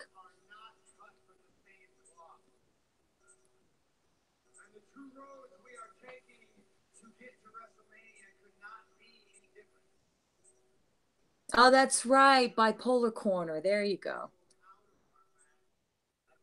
I knew there was a tie-in somewhere. I forgot. Sorry about that. Yeah, Gary was on a couple of weeks ago. Did you see that one, James? Were you around for that one? That I know I'm terrible. I took my hang. I probably should put some of them back up. Hey, Barb, Hey, can you hear me? I can hear you. Oh, can you hear me okay? Yeah, you're fine. Oh, okay, perfect. All right. What's up, girl? Anyway, well, let me close my door because there's stuff going on now. I don't have the side chat. Hold on. I'm gonna go pull up the side chat. Can you still hear me? Yeah, you're fine. Okay, all right. Anyway, that was really something, girl. That was like, oh, I wasn't expecting Mm-hmm. that. I wasn't either, but you know what? It's not unbeknownst to me when it comes to James because he's very forthcoming like that. I just didn't think he'd do it publicly. I'm proud of him. Yeah, that's like a different side to him that like I think Mm-hmm. if you really know him, if you're lucky enough to really know him, you know Yeah, that side of him, you know, because he yeah. really is like a good person. Like and like there's like a little story about him like a few years ago. Mm-hmm. Um this is kind of like bringing up old shit, but it's really like it I don't think it should be an issue because it's really like over and done with. But Right. like a few years ago, like I don't know if you guys remember like when me and OC were like going at it, you know, she said, you Yeah. know, James, he doesn't take sides. He likes to fuck with me and OC, or he Mm-hmm. did. He used to, you know what Mm-hmm. I mean? And but he doesn't have a problem with either one of us. And anyway, so she was like saying like some really nasty stuff to me, and I was saying nasty stuff to her.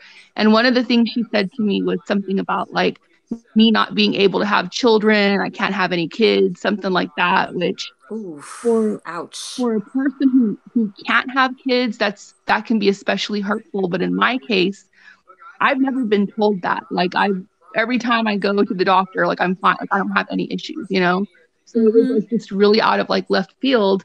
And I think James thought I was like really hurt about that. And I Mm-hmm. maybe he felt bad. So he pulled me into like a private periscope and he told me basically like don't listen to that. You're going to be an awesome mother, Barbie. You really deserve to be a mother. You're going to be amazing. You should really have kids because you would be like the best mother. And that was that was so beautiful of him to say that. Like, Wow. that was just really sweet of him. And I really needed to hear that because I had been, you know, just Mm-hmm. kind of like going at it with her for like, you know, weeks, months, whatever. And so it just really made me feel good. And that's what I'm saying. Like there was this other side to him. And you know, he was being totally like just really personable, really like just himself, like really authentic, you know. And Yeah. Yeah. Yeah. I, so I I can definitely identify with that. Like I said, I don't remember why I did it. I think it was just I just wanted to draw a line somewhere, and I remember having his phone number from before, and I just called him, and he was like, who is this? I was like, it's Dawn. He goes, wait a minute. cauliflower? I was like, yeah. He goes, are you serious? I'm like, yeah. And he was like, Cauliflower. no shit. And once that happened and we started talking, because we talked for like, I think probably like 2 hours or so. And he's like, I can't believe it. I just can't believe you called me. I said, James, I'm a real person, and I think that's what it is. It's like, we talk as like our surnames online and stuff like that, but and we joke around so much, but like when you really get to understand that there's a person on the other end that, is I feel that way about people sometimes. And I'm like, if I actually made that move, they're going to look at me like, oh, what are you doing? Like, why would you do that? Like, what are you trying to get? Like, that's because this community is so one-sided sometimes. It's like, Mhm. oh, you're trying to like, be cool with Barbie because Barbie is what have you. And I can't stand that line of thinking. I'm like, no, it's not. It's not. It's hard to be authentic here and have people take you seriously, is my point. And but I never found that with him after he was doing all that crazy stuff on Periscope. And he's like, yeah, yeah, I'm outside Cauliflower's house right now. And like, and it was like, and then the next day you'd be having a normal conversation the way he was like, just talking right now. So I think that's the sweetest thing I've ever heard, to say that to you. And It that's really is. that's what I It's mean about how people go low here, how so they can go so effing low here. And then there's somebody out there that's like, listen, that's not true. And they take that time to tell you that. I think that's really sweet of him. Yeah, and like listen, like I still get really crazy, girl. Like I love to like get crazy and stuff, but I know like when it's time to be serious, and I know when people are being serious, and Mm-hmm. what James did tonight, that took a lot of courage. It was really really something that he shared that, but I can't say if it were me, like if I were in his shoes, I probably would have taken that to my grave. So the fact that he felt comfortable enough to Mm-hmm. share it here with Yeah. you, I mean, that says a lot about you. It says a lot about him. Like, he's being real. And, that story is just really sensitive and Yep. really, it's just a really touchy subject. And I have a lot of respect for him for sharing it. And, Mm-hmm. I hope nobody tries to use it against him or whatever. But if I see that somebody does, I'll definitely have something to say about it. Oh, girl, in Because, this community, that ain't happening. yeah. That ain't happening. That's what I'm saying. If anyone thinks that that's a topic for them to just turn around and use for their own amusement, well, I'm sure there's several people, including yourself, including myself, that will Mhm. decide that that ain't gonna happen. Yeah. Um, Yeah, but that's I just even one of those subjects you don't touch with the 10-foot pole to, yeah. make a little quip about or whatever. And I'm not too worried about it though, because Yeah. most everybody likes James. Like we all know he can get a little bit crazy, but Mm-hmm. a lot of us know like the real side of him. We know he's like a good Yeah. person, and we know that took lots of guts. So I know he has lots of support within our little group. Yeah, I think the coldest of hearts would probably adapt to that somehow, even if they can't relate. I think they would have to recognize that that's something that, people have a struggle to do. You know what I'm saying? Like it's struggling. I'm sure that you know this. I mean, when you've gone through some stuff, I'm sure it was a struggle for you, like, to Hmm. come on and have to tell people, like something painful. And that's, as I'm saying, it's like there's a lot of people that are on the side chat that will hold that back because of some things that have happened here. And that would make me unhappy because I'm like, that's not what I want. I don't want people to feel like they can't discuss something because somebody else has a way of making them feel, or they just, use it for their own amusement. And that pisses me off. And that's why most of the time where, it's not that I'm embarrassed that I have hangouts. It's the fact that I don't want it to end up there. And sometimes it does because we have fuckery in this community. And but I can feel like it gets pulled back when something like this happens. That was a real moment. I don't think people are going to walk away from this going, well, that was fake or that was phony. That we all felt that, there's, as opposed to the things that we've been exposed to. I mean, you know this, Barbie, better than anybody. The stuff we've been exposed to the last couple of months, where we're questioning if it's real, if it's not, if it's authentic, if it's not. This was something you just didn't feel you needed to question. Yeah, that's true. That's true. I have a question though. I don't know if Mm-hmm. James is going to hear this or not, if he's still around. It's totally changing the subject. I'm so Yeah. sorry. But James, if you hear this, can you please explain the teeth whitening thing because it's just driving me crazy. Like I just gotta know.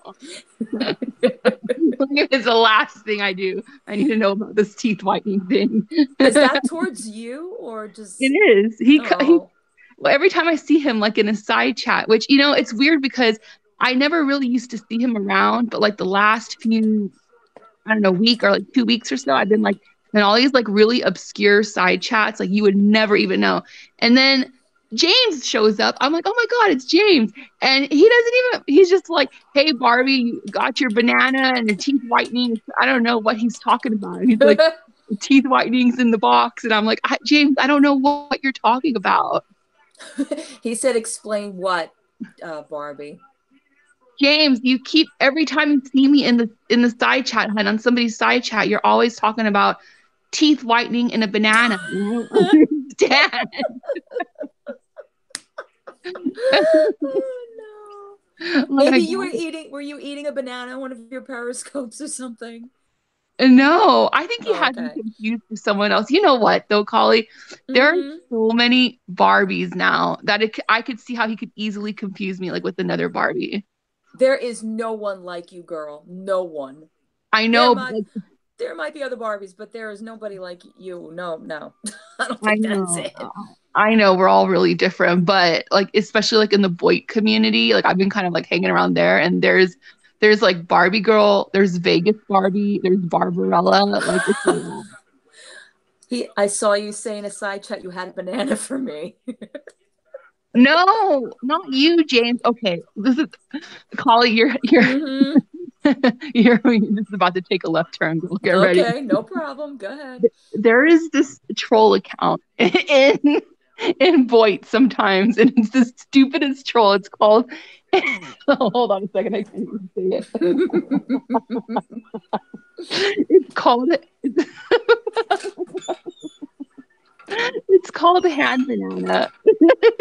Oh no, I think I've seen it. Okay, yeah, yeah, And hand banana it likes to go around and like hit on girls and make like sexual innuendo of jokes, but about course. bananas. And Mm-hmm. so, every time I see ham banana, I'm like, oh, like, I'll say something about like, ooh, your plantain's making me hot or something. I just like fuck around like with the ham banana. And maybe James was there one time and he saw me say something about a banana. So Oh, he said you. I said I had tooth whitening stuff for you. That's okay. I don't know what you mean. What do you mean by tooth whitening? Teeth whitening? But is he saying you said it or you I said? He goes, you I said. Okay, James, that made no Well, sense. I think he's just trying to, I don't know. I think he's trying to confuse us. Is Yeah. this, is this part of your act, James? The teeth whitening and the banana. That's like back when he used to do. Oh, did you ever see when he did the nipple clamp things? Oh my god. Holly, that was because of me. That was because of you. The Did bag you, chips on his nipple. did you know that? Because I made, No. I made, oh my God, I started making a joke about like, oh, this is so bad. This is really going back about like Mhm. Levi like wearing nipple clamps or something. Oh, okay. Okay. And then I put like my little like the little emoji things like next to my name is like vices or kind of like clamp. Yep. And so then James saw it and he thought, I guess maybe he thought it was funny. So he started going with the whole nipple nipple All clamp. I know is there was a periscope where he was outside. It was him outside wearing a fedora, no shirt on, and like like these bag clips attached to his nipples, and he's like, ah, nipple clamps, and I'm like, what the hell are you doing? And his mother was yelling at him. I'm I was like, guilty. I don't know what this is, but you can't make this kind of crap up. You just No. can't. Yeah, I'm guilty. That was kind of my, I mean, it wasn't my, like, I didn't tell him to do it, but like, I was Mm-hmm. joking around with it. And then I think he kind of took the idea and did his own thing with it. Yeah, painful. Exactly. I would think so. Plus, I don't know how cold it was out there, but if it was cold, man, I feel bad for you. I don't know if there's a Malibu Barbie, Maria, but there's a lot of Barbies. There's the ones I just said, and then there's the whole Barbie troll gang on a Periscope. Like there's like crackhead Barbie and like shrimp on the Barbie and like Oh, all jeez. all those Barbies. And my dream one day is to just have a hangout with all the Nothing but cast members Barbies, and yeah. Barbies and have like a Barbie world domination night or something. It would be really funny. That would be funny, actually. That would be Oh, very creative. yeah, hold on a second. Let me mute myself. Yeah. My husband's coming. Yeah, pup. Yeah, that was quite fun. That was James's I guess his I don't know if he was getting into some sort of like what do they call that? I'm trying to think submission or where I'm taking this. I don't know if was going and trying to touch that side of him. I don't want to know if that's what he was doing, but yeah, that was interesting. And his mother was screaming at him from the door. Yeah, I don't know. Periscope turned into a very strange place very quickly. Yeah, yeah, yeah, yeah. Well, I think Okay, James is I'm back. kind of tapping into that. I think. Yeah, Yeah. my husband's mad at me because I finished all the spring salad mix. Oh no. Okay, check out YouTube. I use Who's it for my YouTube? keto. Are you doing videos again, James? Are those videos up Oh there? God.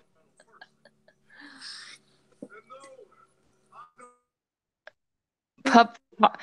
I have a question. I've kind of been seeing Pup Toth around. How long have you been around? Like, when did you come in here? I'm just curious. Oh, you're cutting out. Or maybe I'm just cutting out. Hello? Hello?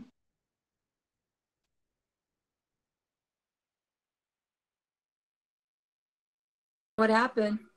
Here. You guys here? Because it's still live. Know what just happened? Know what happened? I hope YouTube is not being a douche. Oh no, come on. Come on. Don't be a douche. That was weird.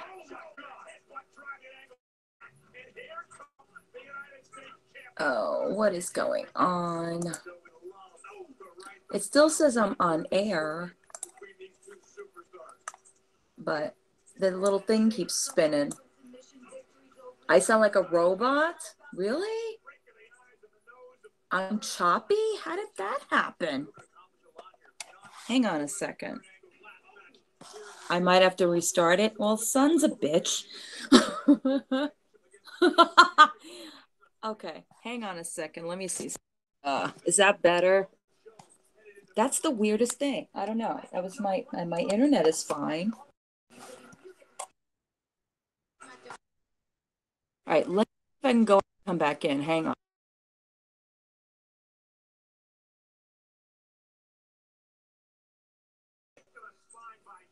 All right, is that better? Let me know. I sound fine now? Okay. That was the weirdest thing, Barbie. Yeah. Anyway, so Pup came through from Bipolar Corner um, and found us. Is that better? Because I don't know what's going on. Like, YouTube didn't tell me anything. It still says I'm live, but the stupid thing started to like do its little like swirly thing. I don't know what that was about, but anyway. I don't know. I don't know. YouTube just does things. They're like, oh, you're going to be on for this long? I don't think so.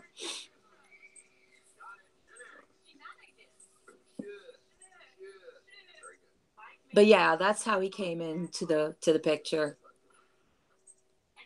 The ghost. I know, Barbie. I don't know, man. See, you show up, Barbie, and all of a sudden some crazy shit happened. Man, it's the birds. Where's Lori? Where's Lori? Lori, it's you. I know it is. Cut it out, Lori. Seeing as I get into trouble about calling people out on the side chat, Lori, it's you. Lori Green. Lori Green.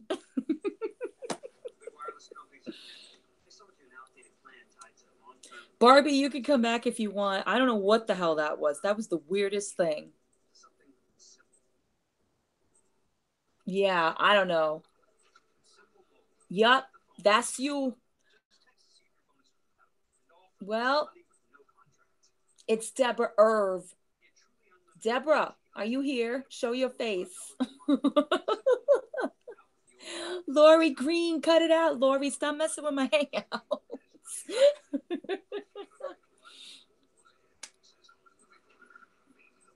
But yeah, any old way. That's how it happened. That's what happened.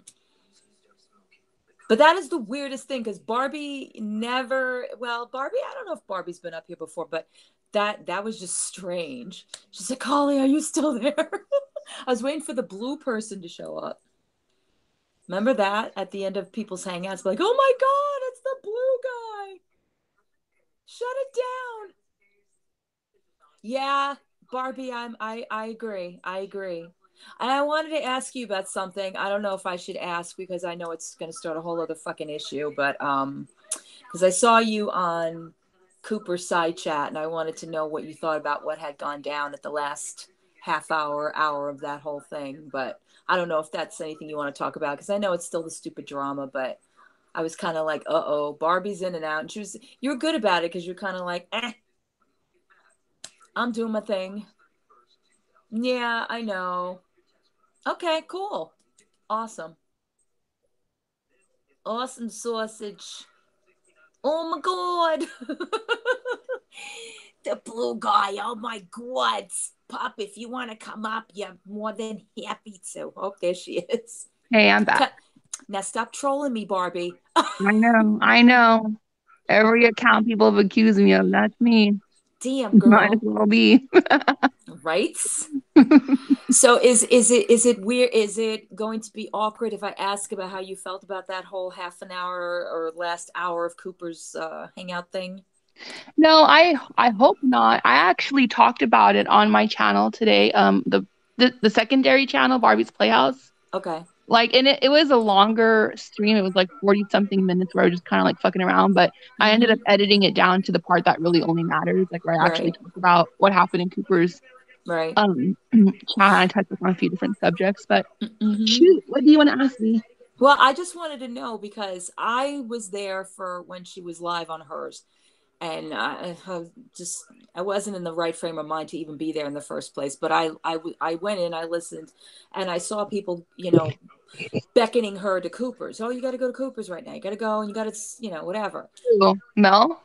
Yeah, they were, Okay. somebody came in beckoning to get her to go to Cooper's. So she went over to Cooper's, and then I heard what he had said, and he's like, Barbie needs to come in here right now while she was on there. Oh, So goodness. I didn't know, like, if you had heard what was going on, what he was saying to her, how you felt about it, or like, because she was denouncing obviously the stalking issue. That's where I'm going with all this. So That she stalks me? yeah.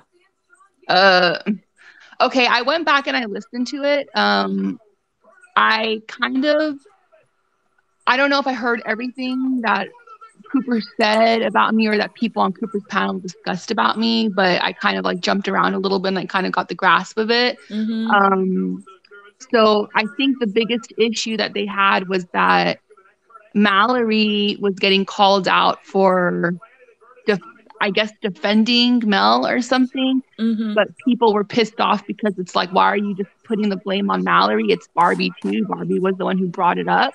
Mm-hmm. And I was just really confused because I wasn't aware that I ever stuttered or ever didn't speak English clearly when I said what I said. Mm-hmm. Like I know what I said and it's still up on Hangouts and I Yep. never denied it. So I don't even know why it's put into question. Did Like you happen to I yeah, go ahead.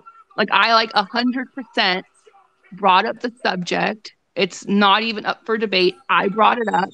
And and I don't regret it. I mean, I was defending her. Like, there's nothing wrong with that. I was Mm-hmm. just asking Mel, I was like, do you have a problem with him when he calls you the M word? And I said something like, I know you didn't say anything because, like, you just, kind of want to make friends and whatever. And she's admitted that now. Like, after the fact, she had said on her own, on other people's panels, a bunch of times that she admits it, that she was trying to not, rock the boat and, like, she just wanted to make friends and she didn't say anything. Mm-hmm. So yeah, I brought it up and I'm glad I brought it up. I think that was the right thing to do. So I really don't know what the issue is exactly. People could have just asked me and I would have I mean, they don't even have to ask me. It's on my hangout. They can go look back and look. Like, you know what I mean? Yeah. And the only thing though is that now, and I like Cooper, and I said this on my hangout today too. Like I like him, Mm-hmm. and I will continue to go into his hangouts and have fun. I have lots of fun there. Mm-hmm. Um, just because you like someone doesn't mean that there's things they do that you don't find offensive. Yeah. Um, I did find that offensive that he said that, but I don't think I was there when he said it. I think I was like Mm-hmm. bouncing in and out of the hangout. But Mm-hmm. if I had been there or in the future, if I'm around and he calls somebody like the M word, Mm-hmm. then I'll say something. I'll be like, Cooper, you know I love you, but that's fucked up, you know? And then I'm just gonna move on because I I can't defend her more than she wants to defend herself. You know what I mean? Like Mm-hmm. I know it's wrong, so I'll say something, but I'm not gonna like hate somebody, you know, like I still like Cooper. I just feel like if he said something that's fucked up and people call him out, I think he's level-headed enough to where he'd be like, yeah, like okay, it is like, you know, I'm sorry or whatever. I didn't mean it that way. And then Yeah. maybe it's like a learning process, you know, and that's cool. I mean, but I still like him, you know, I still Mm-hmm. like him. I think what I take out of it is that, certain people, the way they talk, they're used to the way they talk, that they'll relate to people how, because some people are not so quickly offended by certain terminologies or things like that. You know what I'm saying? Like that's their way of talking.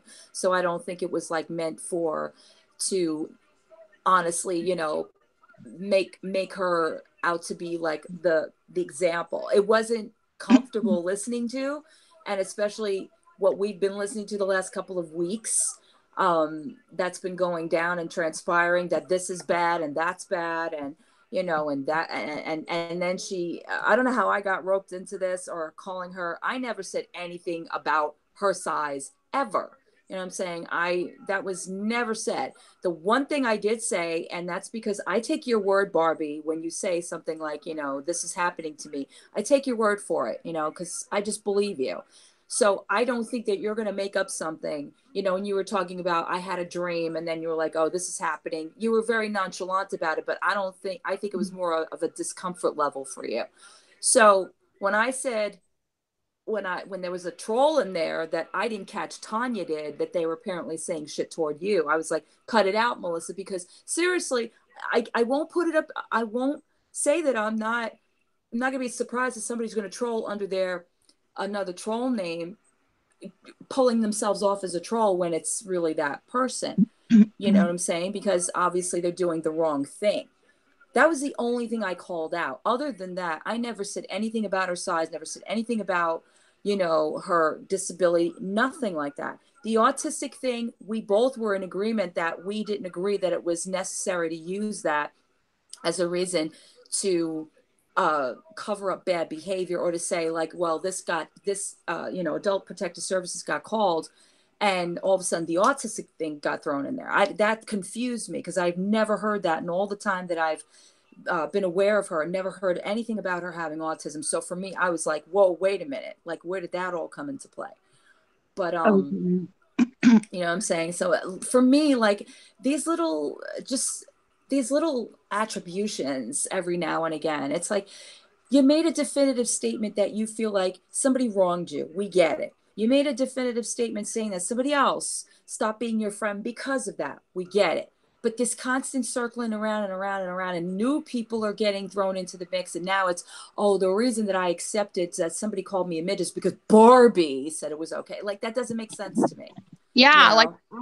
I really I stand by what I said. If I feel like I said something I need to apologize for, I will say I apologize. I don't Mm-hmm. ever apologize for standing up for someone who's getting called a derogatory word. Like, you know Right. what I mean? Like she Right. was called something bad, and not just that, but I mean, like who knows like who else is listening, you know, like if it affects them in some way. Yeah. So I just, you know, and it sucks. And that's why I said something and I don't regret it. And it needed to be said. And now I'm like the bad guy for like saying it. I'm not saying, I'm going to make this very clear. I'm not saying Melissa's making me out to be the bad guy. I'm Mm-hmm. not talking about her. people on his panel that night were making me out to be the bad guy or something. Right. Or The fall guy. Mm-hmm. right. And that's fine. I don't mind being the fall guy because that was the right thing to do. So I have no problem with it. It's up on my hangout if people want to listen. It's cool. But as Mm-hmm. far as Mel goes, and I said this again in my hangout today, that like I know I made lots of claims about her and she made lots of claims about me. As far as the claims I made about her, every single one of them is true. I don't take it back. But at the same time, um, I'm like, I don't even want to fight with her or argue with her or go back and forth with her anymore. I Mm-hmm. just honestly don't care. Like, I don't, not that I don't care about her. I don't care about fighting anymore. I just Yeah. don't want to fight. You know what I mean? Like, Yeah. I just want it to be good. I don't want to be her friend. Definitely do not want to be her friend, but I don't want any hatred or any animosity or anything. Like I just want us to all be good. And I and if Melissa listens to this, which she probably will, I've always kind of thought that if you told people about who you really are and the things you've actually gone through, because I know that there are things you've gone through that are real, you know, Mm-hmm. and if you just stuck to that, that's enough to make people want to rally around you and support you. And you don't need to say all these extra things that are, like not true. And I'm not trying to throw shade at you. And I hope that doesn't make you mad, Mel, if you're listening. But like, just if you're yourself, like I think you're going to find a lot of people who really want to get to know you and who are going to like you. Not going to be me, but but there are going to be people out there, And so I think I love you too, James. Thank you. But yeah, I think like if you just like stuck to like being yourself, like I think you'd be amazed like how good things are going to be for you. And I really hope like I don't even care about this fighting anymore. It's so Mm-hmm. like yesterday's news for me. And I really hope that Melissa hears this message that I hope you're doing good. I hope you're doing better. I hope you're finding a new group of friends. I hope they're supportive of you. And I hope your life is really good, girl. See, And that's that is so, Barbie, thank you, because that is so inspiring and so mature. That's where I wish everyone would get to a point. You know what I'm saying? Like, even if you can't be, the way you used to be, or you can't agree, or you can't see each other's side because of whatever it is, and there was a lot of just, things that made you question and doubt, and that's not a good foundation for a friendship. And that's the same, not the same thing, but kind of similar as to what I went through too. And that was where it was like, if she had come here on my side chat saying, wow, you're sharing stuff and I really would like to have known more, instead of it being like trying to, make an example out of me to make me look bad. See, there I would have been like, okay, I'll give you the benefit of the doubt, but that's not the way it goes. There are just some people that don't get it. See, you summed it up very nicely. There are some people that just decide that keeping this, this, let's make an example out of this person. Let's judge this person because I don't understand them, and see what they did to me, see what those people did to me. A constant, and it gets exhausting. And you're right. And I'm at that level where I'm done with the back and forth, and you're making 3 or 4 different hangouts, and you're having other people come on and saying stuff that they have no business saying about anybody's mental capacity, mental illness, whatever the fuck it is. And it just keeps going. And at some point it's like either you'd have to disappear to make people stop, or you have to get to a point like you just did, and you have to be like, okay, listen, I want to drop the anchor right here and just let it be. Like, I don't want to have anything to do with you per se, but I do hope that, it can be harmonious at least, because of all of this stuff is draining and tiring, and it just gets to the point where people don't want to have anything to do with that anymore, because that's all it becomes about. So I'm yeah. glad that you said that. I really am. Yeah, because I just have like other things going on right now that I'm so Yeah.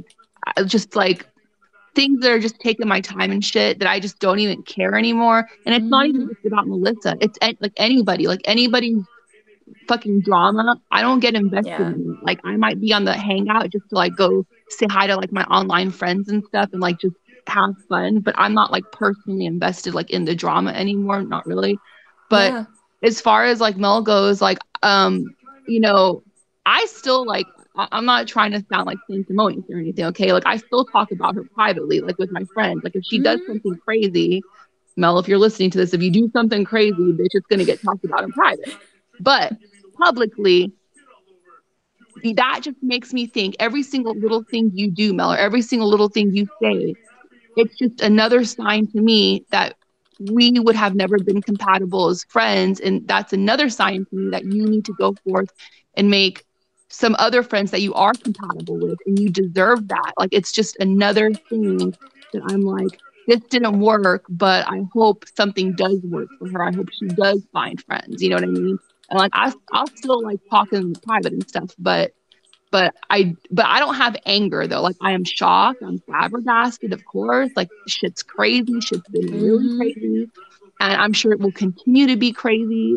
But yeah, I don't harbor any ill will or anything, and I hope you get the best out of life. And also, I listened to like the end of Mallory's hangout, Mm-hmm. and I was really proud of Unitonka. Well, I don't really know Unitonka well, like we're not close or anything, but she said something about like she hopes like and she was not being shady, like she literally meant this as a statement, like that are you seeing anybody, like you have somebody you can talk to, that kind of a thing. And Yeah. I thought that was really useful because and everybody kind of agreed with what Unitonka was saying, and it kind of shows that you know we want Mel to have the support she needs. She needs support, and then at the same time, I was really proud of Mel at the end for just coming on and saying, "Hey guys, I really need support right now. I really need like people around me." Then she went and she said something that was a little, I think she took it a little too far, but I'm going to just not focus on that. I'm just going to focus on the fact that she did take the first step, which is to say, "Hey people, I really need support right now." And I think that shows that hopefully, fingers crossed, that she is maybe learning from her mistakes, because I really think that if she is herself and she Mm-hmm. doesn't make anything up and she tells people, "This is my situation, I this is my life, and I don't have a lot of people around me, and I need people because for whatever, somebody to talk to, shoulder to cry on, something." I think she will find people.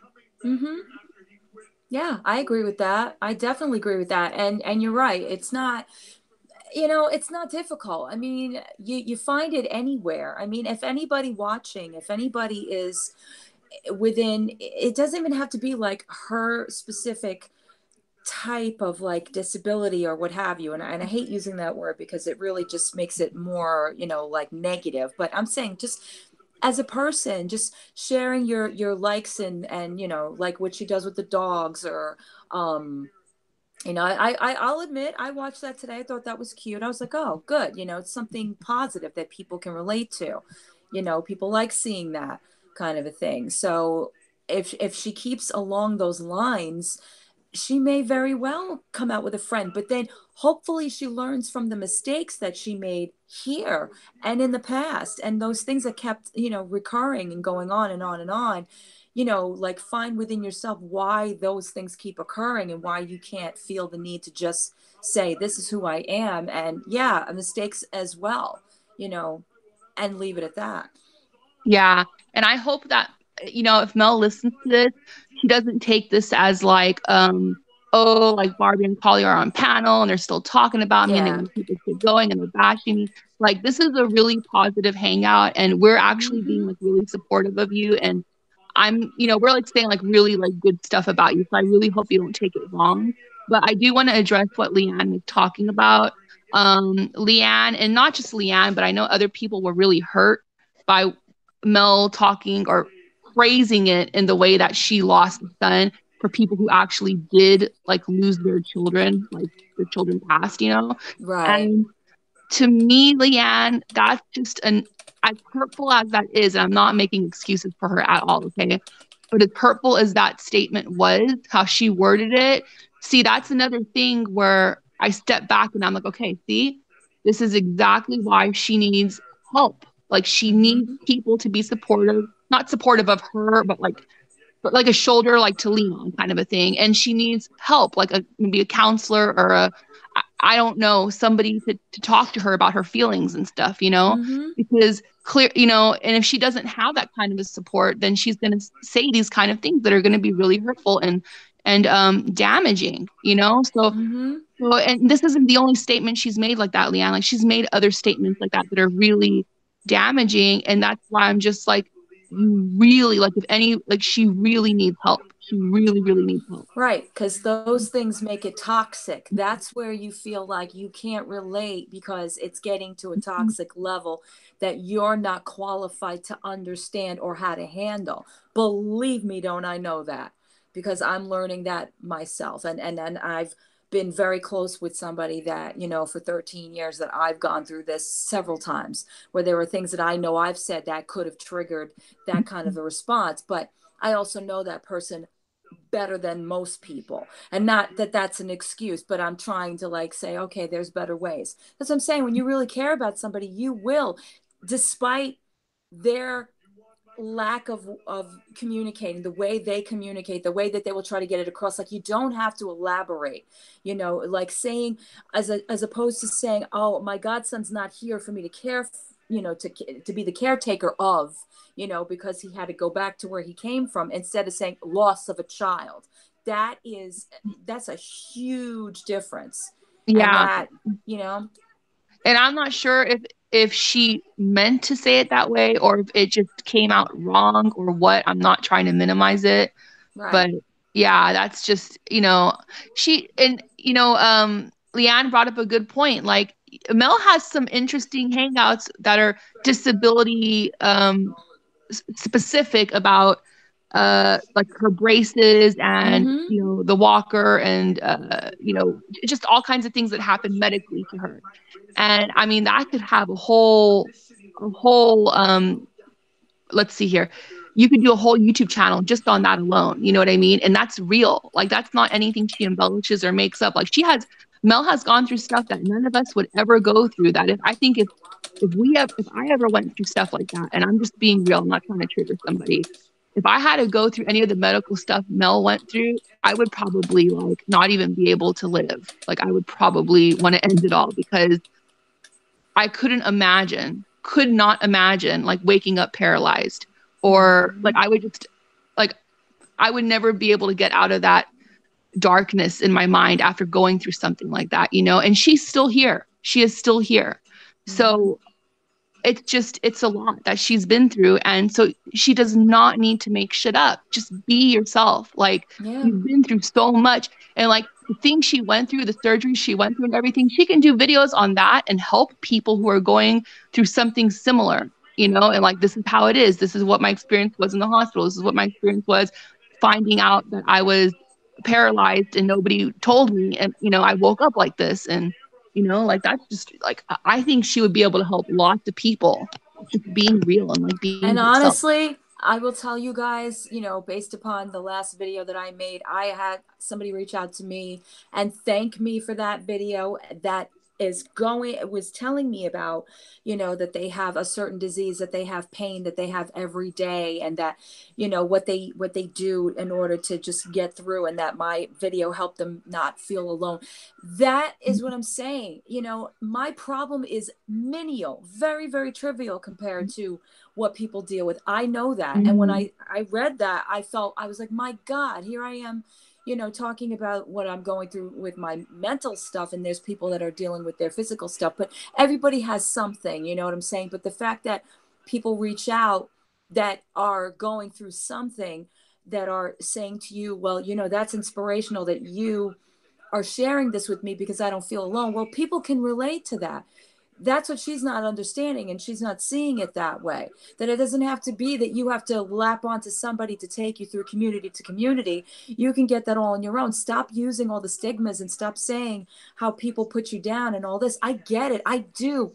We all grew up with that. I mean, I was bullied as a kid, and I was told I was ugly and all this other stuff, but I'm an adult now. Now you take on the responsibility of reinventing who you are, just be who you Girl, and are. you like 15 youngers now. So Yeah. how do you like them apples? Yeah. I mean, people, So much for making fun of your looks, girl. You got some I good had teeth. my ex tell me the other day, he's like, I'll tell you, low key, I watched your channel. I was like, okay. And he's like, yeah, I got something out of it. Okay. Like That's good. I don't know what it's gonna do. I put it out there not because it's therapeutic for me, because yeah, that's how it started, but I know that people have written me emails and things like that in past videos. Oh my God, Dawn, thank you. If that's what I'm doing, then that for me is fulfilling. And if I make friends out of it, great. If I don't, that's okay too, because I know in my life that it's not necessary for me to trepidate on other people's pain in order for me to gain. That's the problem that I see with her. You don't have to keep saying that to gain people's empathy, sympathy, or friendship. Just be. That's it. You know what I'm saying? Right. What Yeah. Trina? I can give her a message. You're Yeah. there. I'm sure she could see the side chat. Yeah, I can see it. I can see it. And Okay. the thing is like, you know, and I'm not trying to like make things dark or anything, but I'm just being honest. I'm I Mm-hmm. consider myself a mentally strong person, except when it Mm-hmm. comes to anything medical. I turn Yeah. into a huge baby. Like you can ask Les, like I have to do blood work tomorrow, Mm-hmm. and I am just not about it. Like every time I go to get blood work, it's a traumatic event for me. Like it's Yeah. really bad. Like I get really like, oh my God, like I've passed out, I've been kicked out, I've like everything, like you name it. Okay, it's bad, Mm-hmm. bad, bad, Mm-hmm. bad. So anything medical for me is just really like traumatic. And Yeah. Dawn, I haven't even been through anything really medically so far yet. Like Right. nothing serious. And even just going to get my teeth cleaned is like I can't even deal, you know? Mm-hmm. Um, It's traumatic. It's traumatic for someone like you that hasn't been in a situation that forces you to, but it's still something you're going through. That's still is there valid. music in the background? Yeah, actually, I'm going to lower that because that's Oh, the wrestling that's going on. Hang on. okay. Yeah, but like my point is like, I haven't been through anything medically like that and I'm already like just really crazy about anything medical. So like to go through even a tenth of what Mel has gone through medically, I Is that better? probably yeah, it's better. Thank Okay. you. Yep. I probably would not want to live. Like I would probably just not want to be here because I could not handle that, like could not handle that. And then as far as like losing a child, I don't have any children, but I know if I had children and I lost one of them, I also would not want to be here. Hey, So, pup.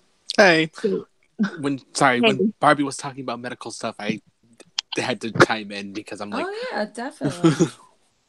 yeah. for No, the but you get what I'm saying though. Like every time I got in blood work, okay, let me just explain to you the last time I had to go get blood work. Mm-hmm. I Definitely. went in and he was like, "Oh, this is like more vials that, she said it's more vials than they usually need or something like that. Like this particular order, like you have to get like, I don't know, 21 vials of blood or something." Well, girl, my heart started racing. I was going like just nuts. And then I started passing out. I passed out. Then I had Mm-hmm. like convulsions. Like it was bad. It was bad. Like, and that's literally happened to me like almost every single time I go my whole life. Right. Like I pass out when it comes to like getting blood drawn and I just don't like it. And then here you have Mel who's full on back surgeries, okay? And Mm-hmm. like woke up paralyzed and shit. And here I am being like a little bitch about getting blood drawn. Like I'm just saying like, like I'm just putting into perspective, like it's so minimal. Mel has Right. been through so much. She can help so many people with her story.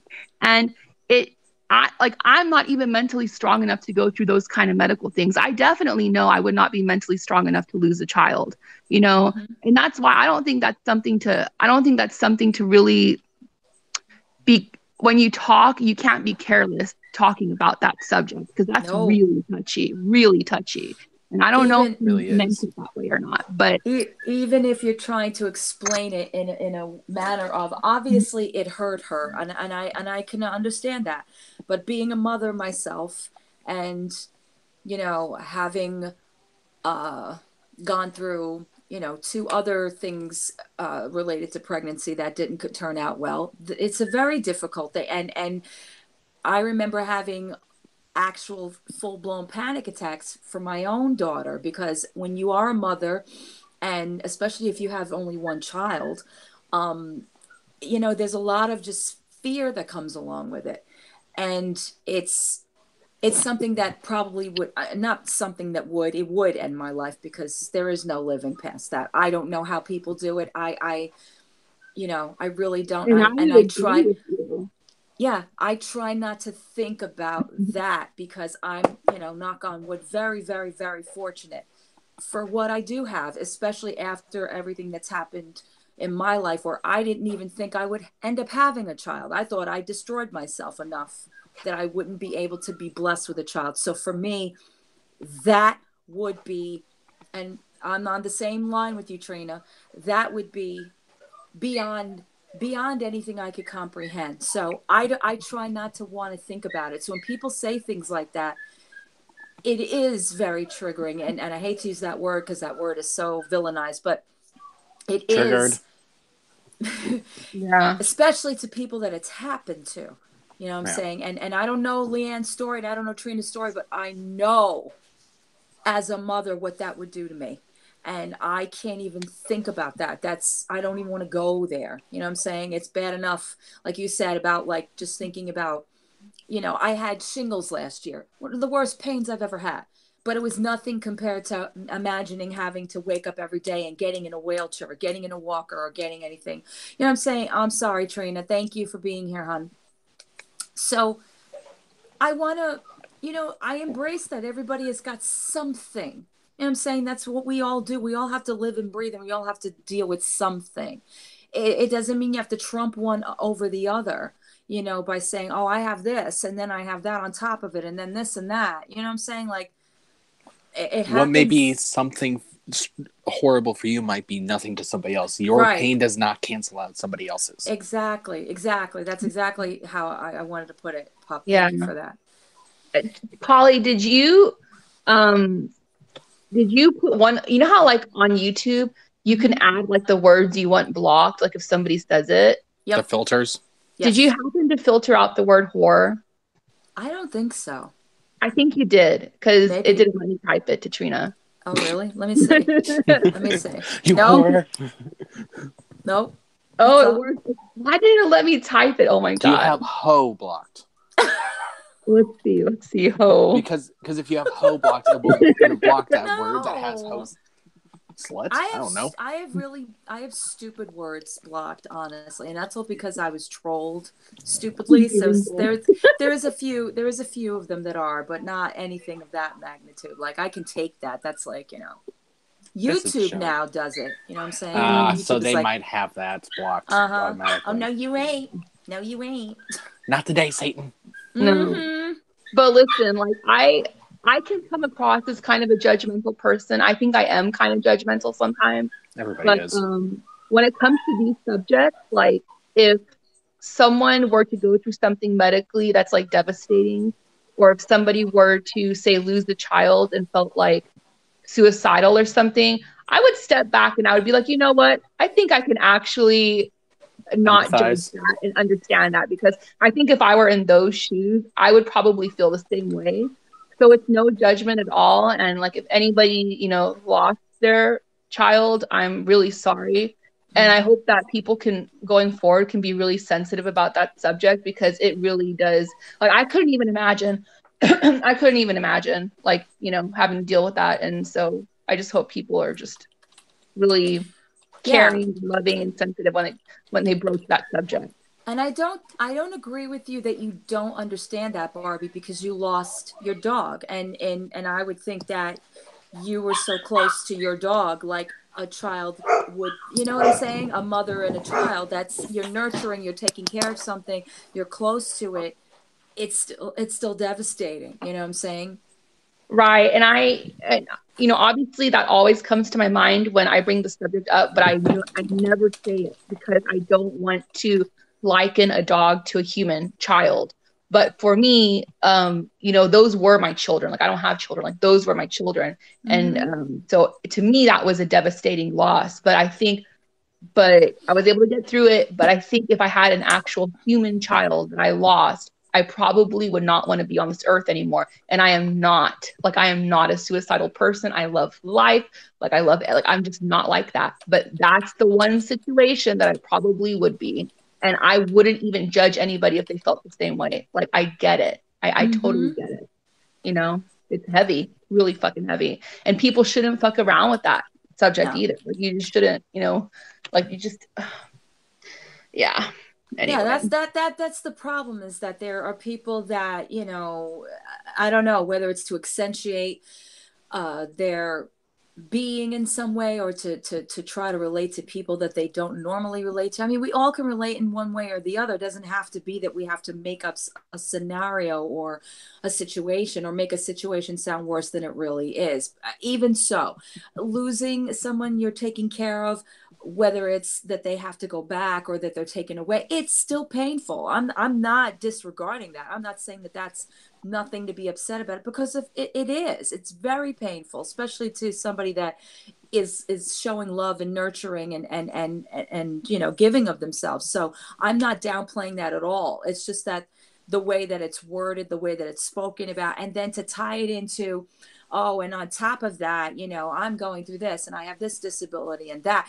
And at that point, you're so inundated that it's like the autism thing. That's where I was like, wait a minute, where did this come into play? Now all of a sudden the words are being kind of twisted. Thank you. Yeah.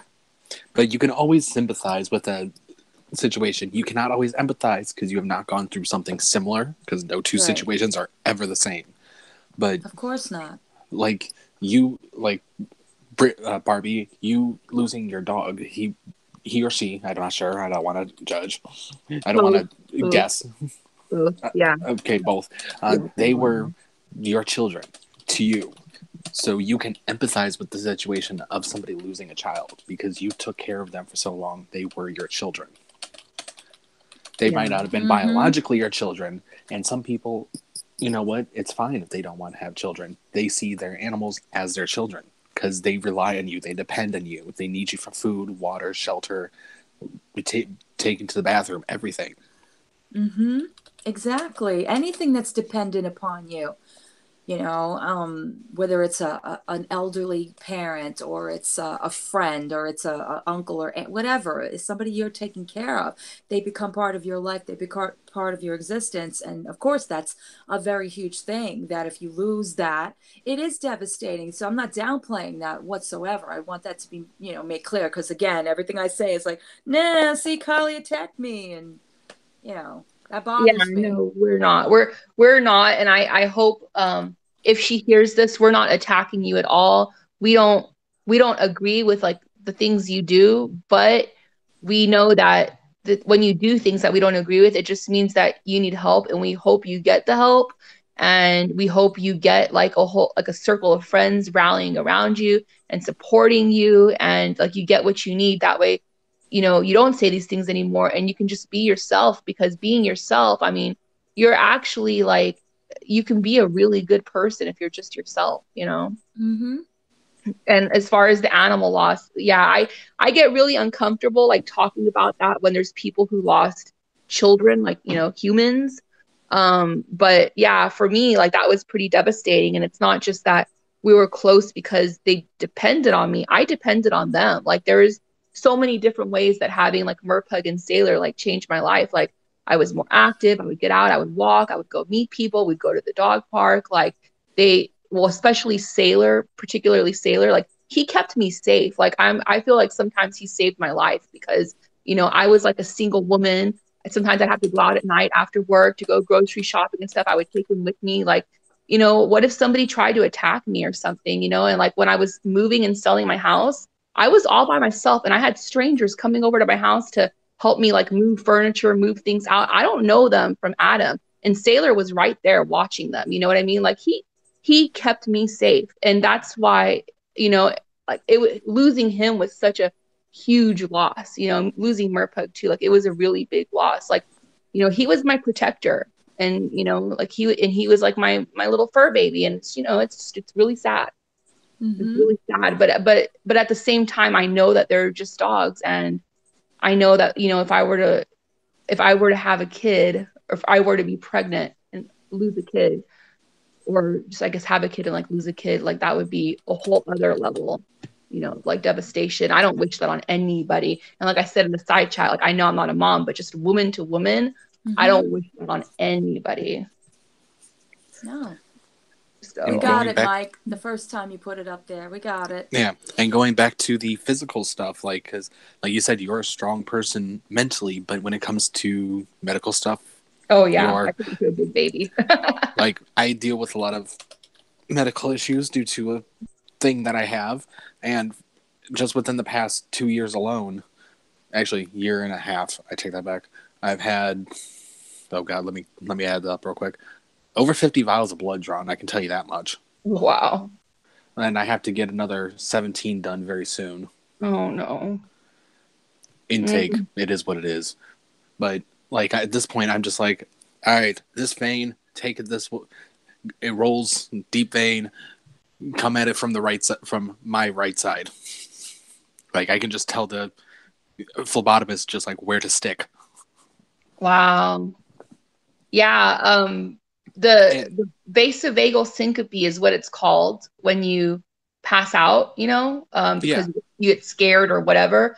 And it's you have something that hemophobia. actually, yeah, exactly. And it's something that actually runs in my family. My mother has it, my grandmother has it, you know, it was passed down to me. So if I have kids one day, they're probably going to have it too. And basically, it's just when something's happening to you that's really scary. It doesn't need to be medical. I've had times where I've had vasovagal syncope where it was not medical, but usually it's medical, and usually it has to deal with a procedure or blood or something like that, especially when it comes to needles, like drawing my blood. And it's weird too, because I can get a tattoo, no problem. But if I have to get blood drawn, it's a problem. And two different types of needles. yeah. And basically, I think how they explain it is the blood pulls like in your legs. So I guess you don't have a lot of blood flowing like up towards like the top of your body. So you start to pass out and you start to hear like ringing in your ears and like you can't see. And then you start getting really hot and sweaty. And it's basically like the life is like slipping out of you and you just pass out. And some people, and it's actually pretty common to like have convulsions like after you pass out too. Like it's really scary. Really because scary. The blood veins, the blood vessels constrict so much that it makes all the blood go down to the lowest point below your heart, and because of the lack of blood, it causes seizures and convulsions because the brain is trying to get blood up to it, and it may basically make you shake in order to like get blood flowing again. Yeah. Yep. And I've had times where I've had like a vasovagal syncope episode, like just getting like the stupidest shit, like you would not believe, like getting some high stress situation. Like getting my eyes dilated at the optometrist. But I mean, then again, I was like 12, you know, and I was like really freaked out that they were going to touch my eyeballs or something, you know, but like just, you know, I had to go get a root canal and I was about to that would get give me one. Yeah. I was like about to get like a root canal and they were like trying to numb me up, and just the whole idea of getting a root canal and everything that they do with the root canal, I passed out and the dentist pretty much kicked me out. He said, I can't do your root canal unless you're under anesthesia. Like, I'm just not going to do it. So you can't come back. And it's like, okay. So I had to go find a different dentist. Anyway, it was crazy, but like, that's just something. He handled that wrong. I can tell you that right now. Yeah, he was really. That's not putting too much, you know, like comfort to you. It's like, oh well, you're gonna freak out, so you're gonna have Fuck to. You. Yeah. No, he was like not a good. Sorry, it's not a dentist; it's an endodontist.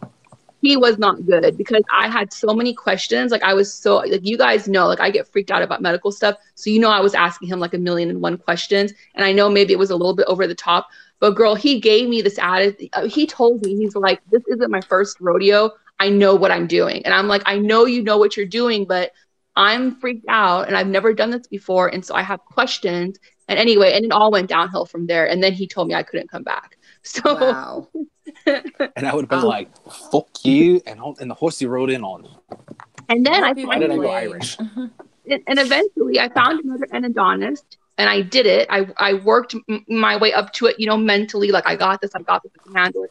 Anyway, I finally did it. And do you know, it was no big, like I mean, it's like the same as getting a cavity filled. Like it was really like no big deal at all. Like I could have fallen asleep while they were doing it. Like I Or it's worked just the myself. idea of it.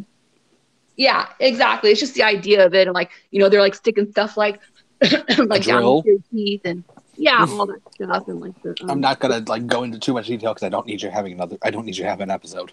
Oh no, I'm fine about the root canal now because now that I Oh, had okay. it, it's like not a big deal anymore. But yeah, And the like, sound of it, that's what would get me because I'm big on sounds. actually, you want to know something? Have you had a root canal before, pup? Nope. Okay, let me tell you something. This will help you out. So when they do the root canal on you, they put what's it, a clamp like to clamp off like the blood or whatever, so that they can work on you. The And tourniquet.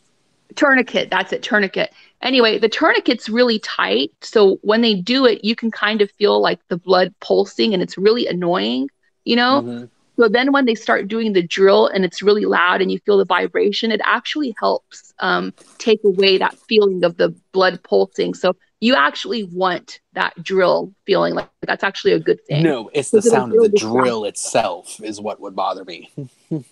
Yeah, but what I'm saying is I think the sound of the drill will distract you Oh, I'll from just bring up headphones and say fuck this shit and blast music. Oh yeah, you can do that. But listen, I'm like the hugest baby in the world. I did not want to. I went to 6 different endodontists before I found the one that was going to do my root canal. And let me tell you something. If I can do it, you can do it. And it really was like I hyped myself up so much, like this is going to be the worst thing ever. When I went in, it was like the the most nothing thing. Like it was not a big deal at all. Like it was so like I feel like a 5-year-old could go get a root canal. Like it was so minimal. I So mean, I I think had you'll my be wisdom okay. teeth removed. I had all 4 removed at once, so that's nothing new to me. Yeah. Yeah. It's Okay. just Good. I Good. just Good. Good. hate I hate being awake during it because that high pitched like just the scraping noise. Yeah. It's like when people like step on snow or like scrape ice. That just Oh yeah. Or like that nails with like noise a just makes me chalkboard. like cringe. Yeah. Yeah. That's yeah. I hope I never have to get another root canal, but not because it was like a bad experience, just because they're freaking expensive. Right. And I have insurance. Even with insurance, it's like I think even with insurance, I think it costs us like $2,000 or $3,000. Yeah. Even 20% of a lot is still a lot. Yeah, yeah. So hopefully I never need one again. But anyway, now that we got off topic. Yeah, sorry. I'm just I'm trying to help people out there. Like, if anybody needs a root canal, get a root canal. It's not a big deal. right. Like it is what it is. And most places will take installments if Yeah, it's a lot of money. yeah, that is true. And it's important too because, oh my God, I feel like I'm doing like a public service announcement. It's But okay. I try to do this every chance I get, Collie, because okay, Uh-huh. so I had, and I can't remember. I don't think I did a YouTube. You know what? I think I'm going to make a YouTube video about this because I don't think I have yet. But Mm-hmm. my cousin, she was 32, single mom, had a little 7-year-old girl.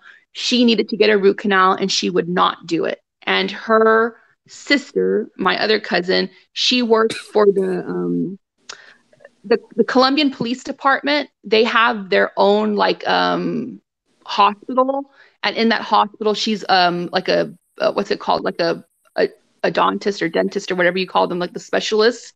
So anyway, so she told her sister, she's like, I will do your root canal for you. Like if you're really like that freaked out about it. Well, she would not get it done. Like she did not want to get her root canal, right? And she just let it go and go and go and go until it got an infection. And she was like using like all these band-aid methods on it, like the like just taking painkillers, but it wasn't getting rid of the infection. And anyway, finally, the infection went to her bloodstream and she got a heart attack and she died.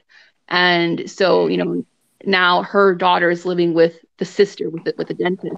But that's why every chance someone brings up the root canal thing or anything dental, I always tell them get it taken care of because oral health is directly linked to heart health. And if you don't want to get a heart attack, you need to make sure you're taking care of your teeth, you know?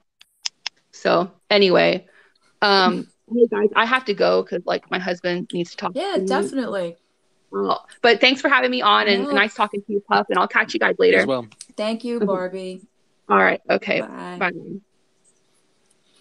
And the side chat's making root canal sound like, a day at the carnival. So I don't know.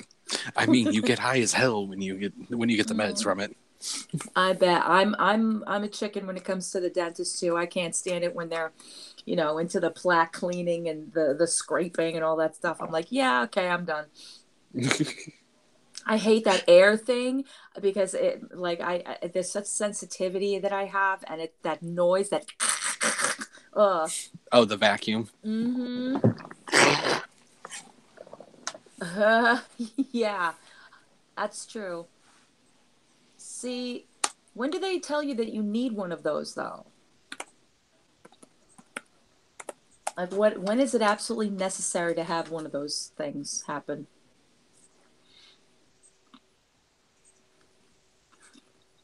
Mm-hmm. Yeah. Let me get the side chat up. Oh, okay, so the side chat's not up. All right. No, for me, I know. because phone. Yeah. Yeah, and it gets very dry. So then your lips are starting to get uncomfortable. Then you're trying to like, I can't. Even talking about it, I'm like, eh. You're just all cringe right now. Mm-hmm. Because I don't know how this conversation ended up here, but Barbie doing a PSA. that's true. No, but I think it was really good what Barbie said. I think she made some really good points about a lot of stuff. Yeah, and nobody's trying to attack anyone with any of the stuff that we've done. I All we're know. been trying to do is just have fun. Although I'm still wondering, what you were on that night. I honestly, I think it was just a combination of feeling um delirium, and everybody always, they egg me on with this stuff. It's like, come on, do this. And after a while, I think it was Angie that finally got up here. I was like, all right, fine. I'm going to give her what she wants. And then it catapulted into, just craziness. And I honestly, pup, I have not been like that in I don't know how long. And, you know, I wish it would have lasted because I took a pretty bad detour afterwards. But, it's just, I think it's my desperation to get out of this frame of mind that I've been in for as long as I've been in it. And that's mainly what it is. That's why when anybody took offense to it, I was like, great, here we go, I knew it. But Right. I kind of expected it. I just didn't think it was going to come into the form of saying, oh, it's an attack. It was nothing like an attack. I mean, I don't think it was. Because that's where I was getting confused. I'm like, I never heard anything about an attack. But then again, if it was on Periscope, that would explain it because I don't really go on there too Well, much. I don't go on Periscope. No, this was, again, the buzz of just, like I said when I was talking to Barbie, the additional adding in, like this is, oh, and so now Choly did this and Choly said that. And I'm like, where did I say that? These things are coming up in discussions. And yes, the only thing I did call out is when Barbie was on the side chat and Tanya had seen a troll that was talking about, I don't know what. And I was like, oh, Melissa, cut it out because like I said, I don't think Barbie would make up something like that. So, what I'm saying? Like I said at the beginning of this, I have no point in all this because I've said it to Lori enough times. I've said it out in public enough times. I don't agree with anybody, but I just think that this keeps regurgitating and going on and on and on and on and on. It just doesn't make it look better for her. And the more that it's now an additional, oh, this person's attacking me and this person said this, and then going to this hangout and going to that hangout. Like Barbie said, after a while, you don't want to be part of it. You just want it to just like, okay, I don't want to be involved and I just don't want to fight either. Yeah, Leanne, I know. I know. And I'm the same way. I don't want to fight people either. I took down that other hangout because I don't want to hear myself like that, to be quite honest with you. That whole shebang, that infamous Wednesday, that whole shebang that started off everybody else's hangouts. Um I know you won't, James. And same on this side. That was like a bottoming out for me because I don't like listening to myself get like that. I already was in a bad state of mind, and all I was trying to do was get out of it and maybe have a conversation, but it was led astray, and then it got worse and worse and worse. And then, of course, there's always casualties out of it, or some kind of a repercussion, and I'm still not over, and I know that people view it as, oh, you're a coward, you're a pussy because you have these hangouts and then you take them down and nobody gets a chance to listen. I mean, it's not that. Sometimes it's self-preservation for myself that I don't want to sound like that to my audience all the time. You know what I'm trying to say? Like I don't. That's not who I am. That's just a It's a piece of reaction. you rather than Yeah. the actual full person. Like Right. whereas some people are just that way all the time, which I don't know who it would be, but Mm-hmm. if the shoe fits, wear it, Mo. Mm-hmm. Um, but that doesn't mean that it's everybody's way of being all the time. Right. And it's not, everybody, why does it have to be in a category somewhere? Why does it have to be a um label? It just is that I reacted, and I reacted to a few things. Was I right in all those reactions? No, of course not. Nobody is 100% right um in things like that. I mean, everybody adds to the chaos. Everybody adds to, keeping something going. And of course I was. My anger was there. My intolerance to hear bullshit was there. My, just it was getting to the point where I was about to blow. And I did. And I don't like hearing that. It doesn't matter who it was. Didn't matter if it was her, if it was him. It was just at that point, it got there. And there was nothing I could really do about it except just ride Lash along with out. it. Yeah. Which that doesn't make it right, but just that doesn't make it not okay either because you were feeling what you were feeling, and that's completely valid. But to certain people who don't get that, see, that's what I was trying to understand, not trying to understand, but I was trying to make them understand. It's I get what you're trying to say, that not everybody's going to be like me. I don't expect them to be like me. But in order to understand people like you guys want me to understand, because that's we're saying it, but we're not saying it in a very clear way. You want me to understand the way you guys are with me because I'm not being enough for you at that point. Well, I'm trying to tell you that that's not the way to go about it. You know what I'm saying? Your perception of me is not the actual me that I can give you. Right. Right. Not at that moment. And one person knows that, but still went that way anyway. And I don't know what I had said to close the coffin, and I still don't. But that's the way it is, you know? Like it is what it is. You can't help it. I misread that completely on I what know, Muffin I just know. said. No, I know what she meant. I It misdeleted took me a hangouts, second. but I was that's fine. like, "What?" Like she's missing deleted H's. Listen, Oh, I H have. O's. I mean, I all I did was legit took the entire playlist down, and I probably at some point will put it back up. It's just that for me, again, it's like I do research too. I do research on what set me off and why I reacted, and that's me. I need to, because that's how I solve my own issues. Does it work all the time? Uh, most of the time. You can identify the issues, you actually working through them. Hmm. Another story. Yeah, Leanne, that's exactly it. That's exactly it. James, that was mine. I know, Muffin, you're on the sly. I know, I know. They're like, quick, quick, download it now, because Collie's gonna put this on private. Quick. I mean, I know, but and listen, I know there's a good and they will go back up at some point, but it's just that for me, I don't want to be known like that. And that's the problem. There'll be people that will react. I get it. There will be people that will make assumptions. I get it. There will be people that will say, oh, she's this, that, and the other thing. I get it. But I'm not in the business of keeping this going just for their sake. It's for me, I'm going through something. I know that. And Leanne is exactly right. I have not been that great with myself, and I haven't been good with dealing with other people with myself because it's very frustrating. Yeah, same, Leanne. I'm the same way, especially when I'm not given the opportunity or it's not being allowed. Then I'm really upset over that.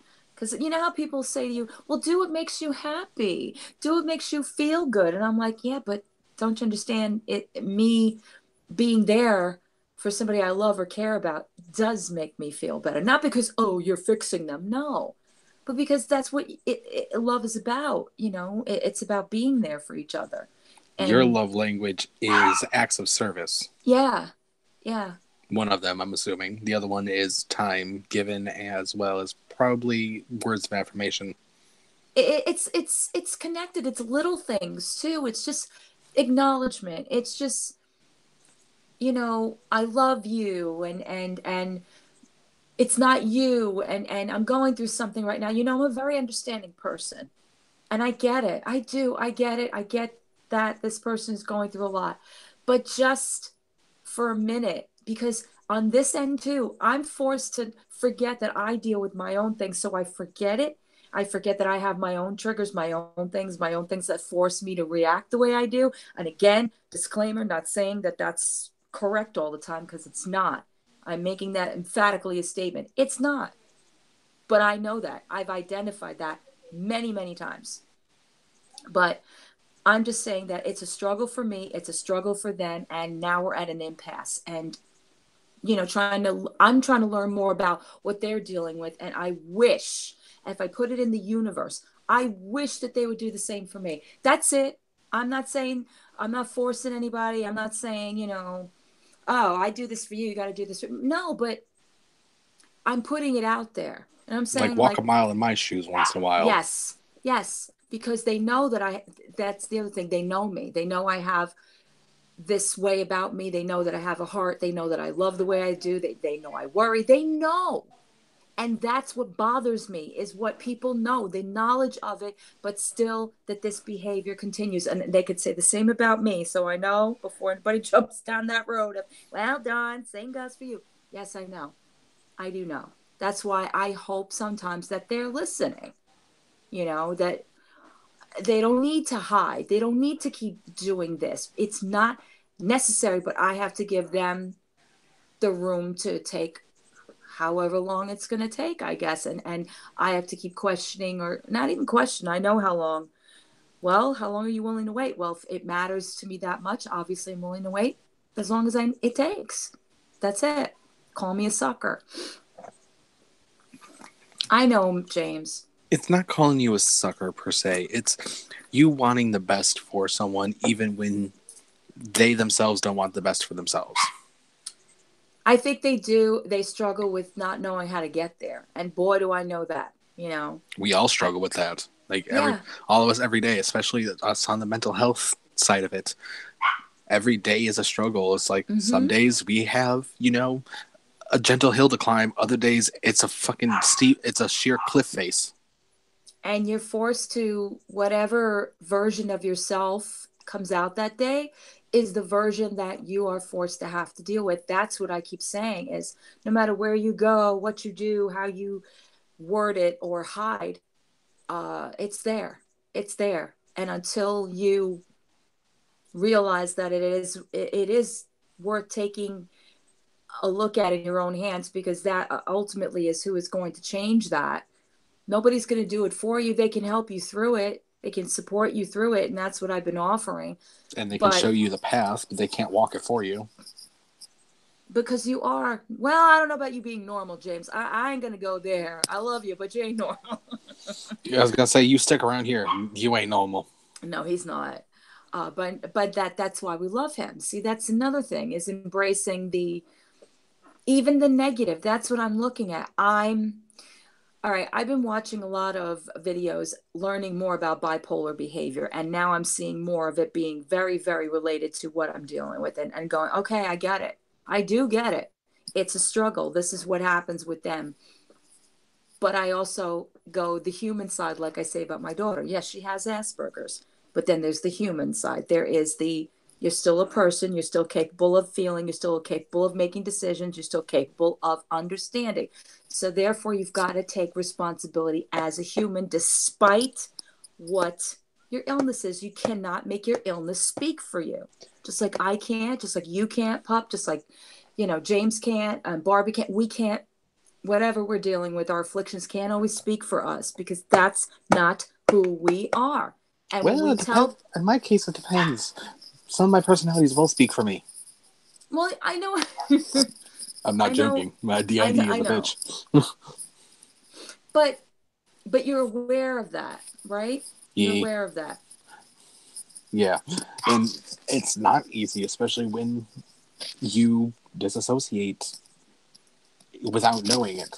Like you don't even know what set you off, other than just one of the elders decided to take over for you half the time because of the fact they can handle the situation better and they know you, they know the system, they know the body well enough that all right, they're the best prep for this situation, and you'll disassociate without even realizing it, Mm-hmm. and wake up a few hours later. Fuck what I say. Yeah. Yeah.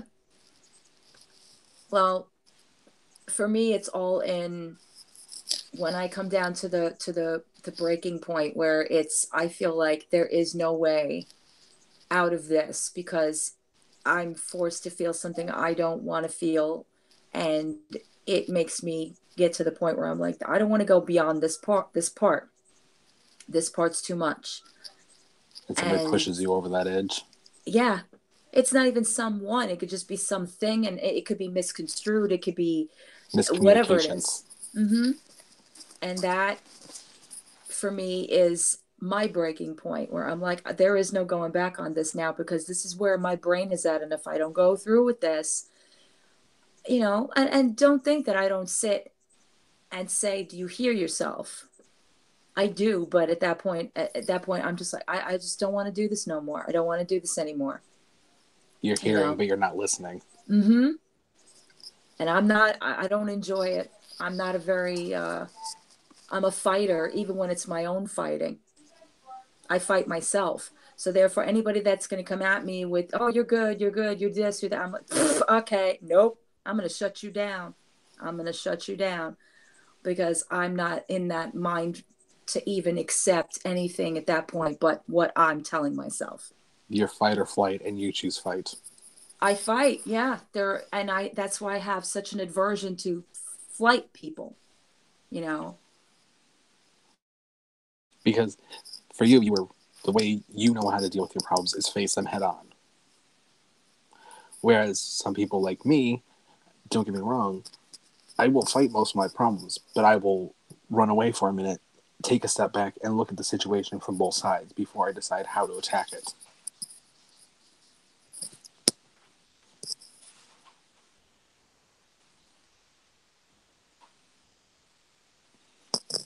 But I see she muted herself.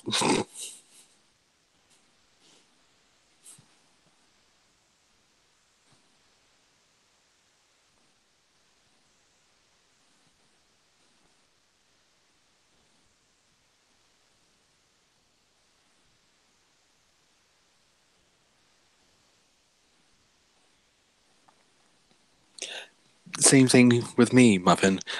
Sometimes it depends on what the situation calls for.